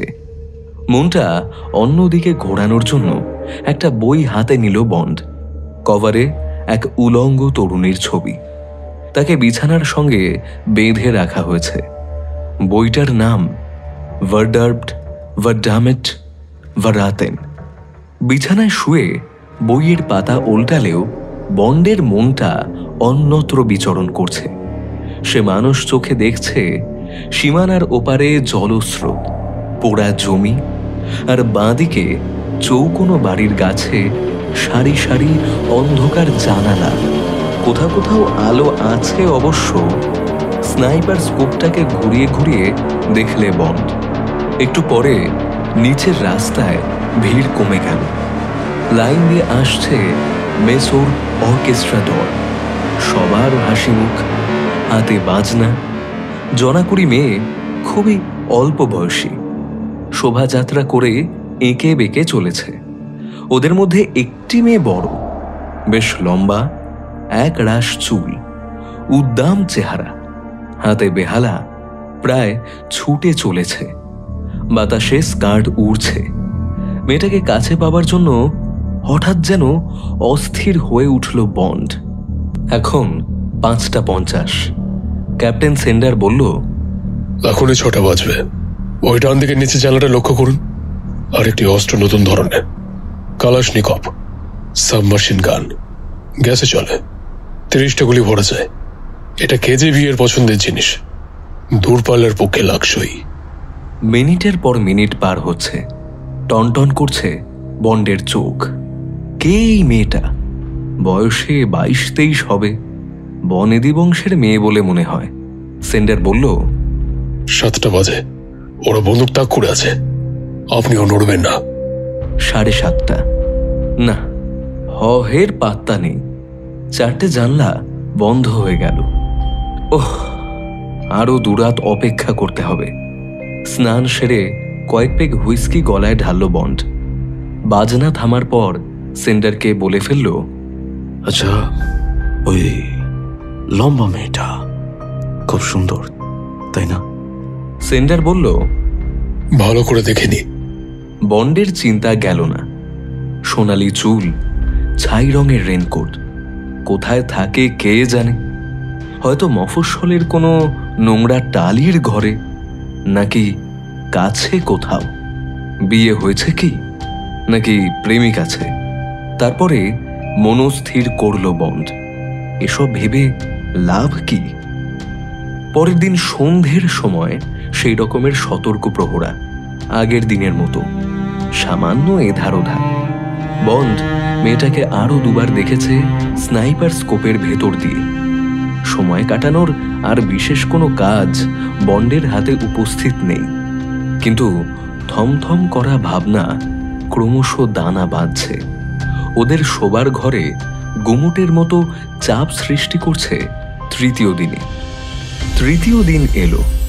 এটাকে কাটাবার জন্যে বন্ড সকাল দুপুর মনের সুখে ঘুরে বেড়ালো। মিউজিয়াম, চিড়িয়াখানা, সিনেমা, আরো কত জায়গায়, কিন্তু কোনো কিছুই মন দিয়ে দেখেনি। তার মনের পর্দায় ঘুরে বেড়াচ্ছে কেবল নানা রকম টুকরো টুকরো ছবি, যেমন সেই মেয়েটা, সেই কালো জানালা, কালো কুচকুচে নলের মুখ, আর তার পেছনে সেই না দেখা না জানা মুখ।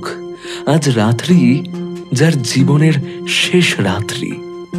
বন্ড ঠিক 5টায় ফিরেছে। সেই ঘামের গন্ধওয়ালা মুখোশটা পরবার আগে খানিকটা হুইস্কি গলায় ঢালবার জন্যে ক্যাপ্টেন সেন্ডারের সঙ্গে গেলাস ঠোকাঠুকি করেও হয়নি।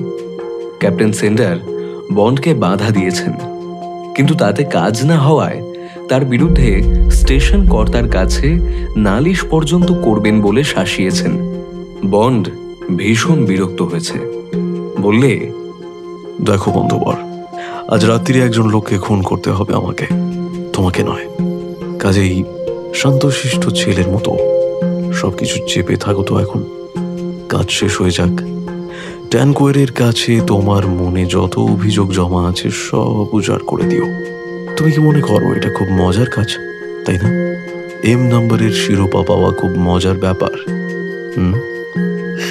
তুমি যদি এম সেকশন থেকে আমার চাকরি বরখাস্ত করতে পারো, আমি তোমার কাছে চিরকৃতজ্ঞ থাকবো। কাগজের পাহাড়ের আড়ালে বসে দিব্যি মনের সুখে ডিমে তা দেব, বুঝলে কিছু? বন্ড গলায় হুইস্কিটা ঢেলে বিছানায় শুয়ে পড়ল বইটা নিয়ে। যত শেষ হয়ে আসছে তত বেশি রসের হয়ে উঠছে। ক্যাপ্টেন সেন্ডার চুপ করে গেলেন, চুপচাপ রান্নাঘরে চলে গেলেন। সেখানের আওয়াজে বন্ড আন্দাজ করল হয় চা নয় কফির তোড়জোড় হচ্ছে। হুইস্কির গুণে স্নায়ুগুলো বেশ শিথিল হতে শুরু করেছে। ভালো কথা, এবার দেখা যাক সুন্দর নায়িকা কিভাবে বিপদের জাল থেকে বের হয়ে আসে। পরের দিন সন্ধ্যাবেলায় দু একটা ব্যতিক্রম ছাড়া যা ছিল তাই আছে। বন্ডের সাথে স্নাইপার স্কোপের দূতাবাসে মেয়েটির সাথে 2 বার দেখা হয়েছে। আবহাওয়া হয়ে উঠেছে আরও থমথমে। তৃতীয় দিনে বন্ড চিড়িয়াখানা, সিনেমা, মিউজিয়াম, সিনেমাতে গেলেও ওর মন জুড়ে আছে সেই মেয়েটা, জানলা, কালো নলের মুখ, আর সেই আগন্তুক যাকে আজ রাতে মারতে হবে। ঘড়ি ধরে বিকেল 5টায় ফিরে ভ্যাপসা গন্ধে ভুরভুর করা মাস্কটা পরবার আগে গলায় মদ ঢালতে গিয়ে ক্যাপ্টেন সেন্ডার তাকে বলে যে নিয়ম ভাঙবার জন্য তিনি স্টেশন কর্তার কাছে তার নামে অভিযোগ আনবেন। এক পেগ শোঁ করে চুমুক দিয়ে বলে, দেখো বন্ধু, আজ রাতে যে লোকটা মার্ডার করবে সে হলো আমি। তোমার বোধহয় এই 00 কোড নাম্বার নিয়ে মজা করতে দারুণ লাগে। অবশ্য তা তো লাগবেই, তোমাদের তো আর গা লাগিয়ে কাজ করতে হয় না। বাজে বকবক না করে এখনই সামনে থেকে সরে পড়ো। বলে রসের বইটা শেষ করতে ব্যস্ত হয়ে পড়ে বন্ড। ঠিক 6:05 ক্যাপ্টেন সেন্ডার উত্তেজিত হয়ে চেঁচিয়ে বলে ওঠেন, বন্ড, ওইদিকে ঝোপের কাছে কি যেন নড়ছে। ক্রাইস্ট, এগিয়ে আসছে। ঝোপ পার হয়ে মারতে শুয়ে পড়লো। ওদিকে কি সেটা কি বুঝতে পারছো? সীমান্ত থেকে কতটা দূর? ভাঙাচোরা জায়গা পার হয়ে ফুটপাতের গায়ে পাঁচিলটা টপকাতে হবে। হাতে মুখে কালো রং মেখে এগিয়ে আসছে, আরো 10 গজ এগিয়ে এলো। যে কোনো মুহূর্তে রাস্তা পার হতে পারে। ঘাম মুছে নিয়ে বন্ড বলে, ঘরের ভিতর ওদের অস্তিত্ব টের পাচ্ছি। আপনার অপেল গাড়ির কাজ শুরু করতে বলে দিন। মাইক্রোফোনে সংকেত শুনল বন্ড। এক্সহস্ট পাইপ থেকে বিস্ফোরণের শব্দে ওপেলের ইঞ্জিনের আওয়াজ চাপা পড়ে গেল। কালো গ্লাভস বা হাতে কালো রং করা কেউ এগিয়ে আসতেই ক্যাপ্টেন সেন্ডার সাবধান করে দিলেন। ওই যে দেওয়ালে উঠছে, এবার লাফ দেবে। 300 গজ দূরে যেখানে গিয়ে বুলেটটা আঘাত করল সেটা সাব মেশিন গানের নিচের দিকটা। বোধহয় মেয়েটার হাতেও লেগে থাকবে। স্ট্যান্ড থেকে ছিটকে বন্দুকটা পড়ে যেতেই সে লাফ দিল। মাথা নিচু করো। বলতে বলতেই বন্ড নিমেষে বিছানা থেকে মাটিতে ঝাঁপ দিল। একটা সার্চ লাইটের তীব্র আলো জানলাতে পড়ল। তারপর রাস্তা থেকে আলোটা ঘুরে বাড়ির মধ্যে এসে পড়ল আবার। গুলির শব্দ। এত সব শব্দের মধ্যেও বন্ড শুনতে পেল ওই ওপেল গাড়িটা দ্রুত ছুটে যাচ্ছে, আর ওটার পিছনে অর্কেস্ট্রার শব্দ। এই শব্দের আড়ালে গুলির শব্দকে চাপা দেওয়ার মতলব। চলো, অন্যান্য মিউজিকের বাক্স করে কি শুধুই বন্দুক আনা হয়েছে? তাহলে আসল বাজনাগুলি কোথায়? বাড়িতে। কিন্তু ওই মেয়েটি, সে তো আসল। যদি সে দলের সঙ্গে মিশে গিয়ে পালিয়ে যায় তাহলে তার দর্শন আশা করা বৃথা, বন্ড ভাবে। তার এত সব চিন্তার মধ্যে উল্টে যাওয়া উইনচেস্টারের গায়ে একটা বুলেট লাগলো। গরম শীষে আচমকা হাত পড়তেই হাতটা পুড়ে গেল। চুলের মধ্য থেকে কাচের টুকরো ঝেড়ে সেন্ডার বলে, চলো আমরা রান্নাঘরে ঢুকি। তুমি ঠিক আছো তো? হ্যাঁ, হাতে শুধু একটু গরম চাকা লেগেছে। একটু পরে যখন বাথরুম থেকে বেরিয়ে এলো, ক্যাপ্টেন সেন্ডার তখন ওয়াকি টকিটা নিয়ে কথা বলছেন। 272 এর জন্য কোনো চিন্তা করতে হবে না। আর্মার্ড করে তাড়াতাড়ি বন্দোবস্ত করতে হবে। আর 007 নিজের মনে কবে রিপোর্ট দেবে? ওভার। ক্যাপ্টেন সেন্ডার বলেন, আমি দেখেছি তুমি এম থেকে 2 সেকেন্ড বাদে ট্রিগার দাবিয়েছিলে। আমি কিন্তু এই ব্যাপারটা জানিয়ে দিয়েছি বড় কর্তাকে। আর ট্রিগারকে গুলি ছোড়বার সময় দিলে কেন? হুইস্কিতে লম্বা চুমুক ঝেড়ে বন্ড বলে,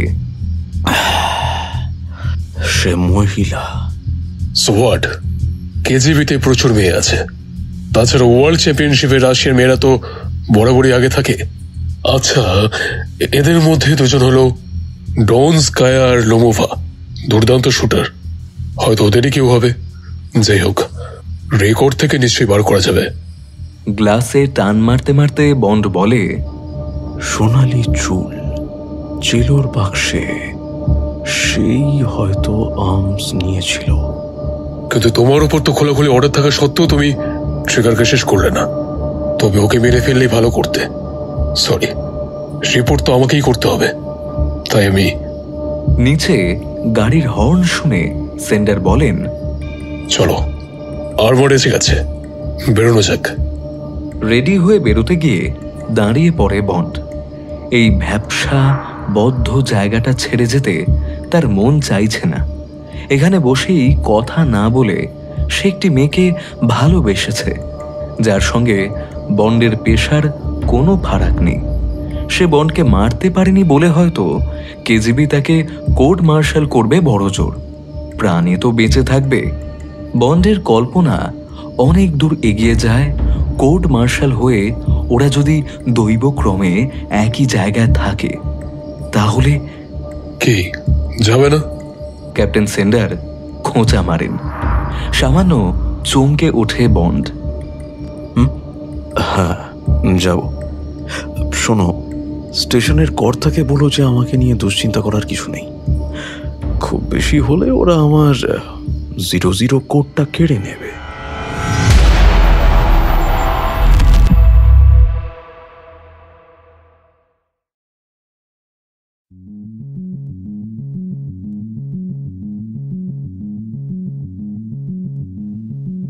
বন্ধুরা, কেমন লাগলো আজকে আমাদের নিবেদন অবশ্যই কিন্তু জানাতে ভুলবে না। আজকের গল্প যদি আপনাদের ভালো লেগে থাকে তাহলে অবশ্যই কিন্তু আপনাদের নিকটবর্তী আত্মীয় পরিবার পরিজন এবং বন্ধুবান্ধবদের মধ্যে আজকের গল্পটিকে শেয়ার করে দেবেন এবং আমাদের চ্যানেলটিকে অবশ্যই কিন্তু লাইক, কমেন্ট এবং সাবস্ক্রাইব করতে ভুলবে না। আজকের গল্পের নাট্য রূপান্তরে রয়েছে দ্য ইঙ্ক পোর্টাল। আজকের গল্পে মেজরের চরিত্রে পার্থ, পরিচারকের চরিত্রে মৈনাক, স্পাই গোয়েন্দার চরিত্রে কৌশিক, ওভারশোবের চরিত্রে রমাকান্ত, বড় ভাইয়ের চরিত্রে সৌমেন, মেরির চরিত্রে অস্মিতা, এজেন্ট এম এর চরিত্রে শৈবাল, ডক্টর ফ্যান্সের চরিত্রে ইন্দ্রনীল ভাদুরী, স্নোম্যানের চরিত্রে রৌনক, নীলামদারের চরিত্রে রমাকান্ত, রেঞ্জ অফিসারের চরিত্রে রাজ এবং সেন্ডারের চরিত্রে কুমারজিৎ যথাক্রমে অভিনয় করেছেন। আজকের গল্পের শব্দ সংযোজনে রয়েছে সৃজা। গল্পের আবহ পরিকল্পনায় রয়েছে ফিনিক্স অডিওভার্স থেকে শুভজিৎ এবং আজকের গল্পের প্রচ্ছদ নির্মাণে রয়েছে রমাকান্ত এবং সৌভিক। তাহলে আজকের মতো এই পর্যন্ত, খুব শীঘ্রই ফিরছি আরও একটি গল্প নিয়ে। ধন্যবাদ, ভালো থাকবেন।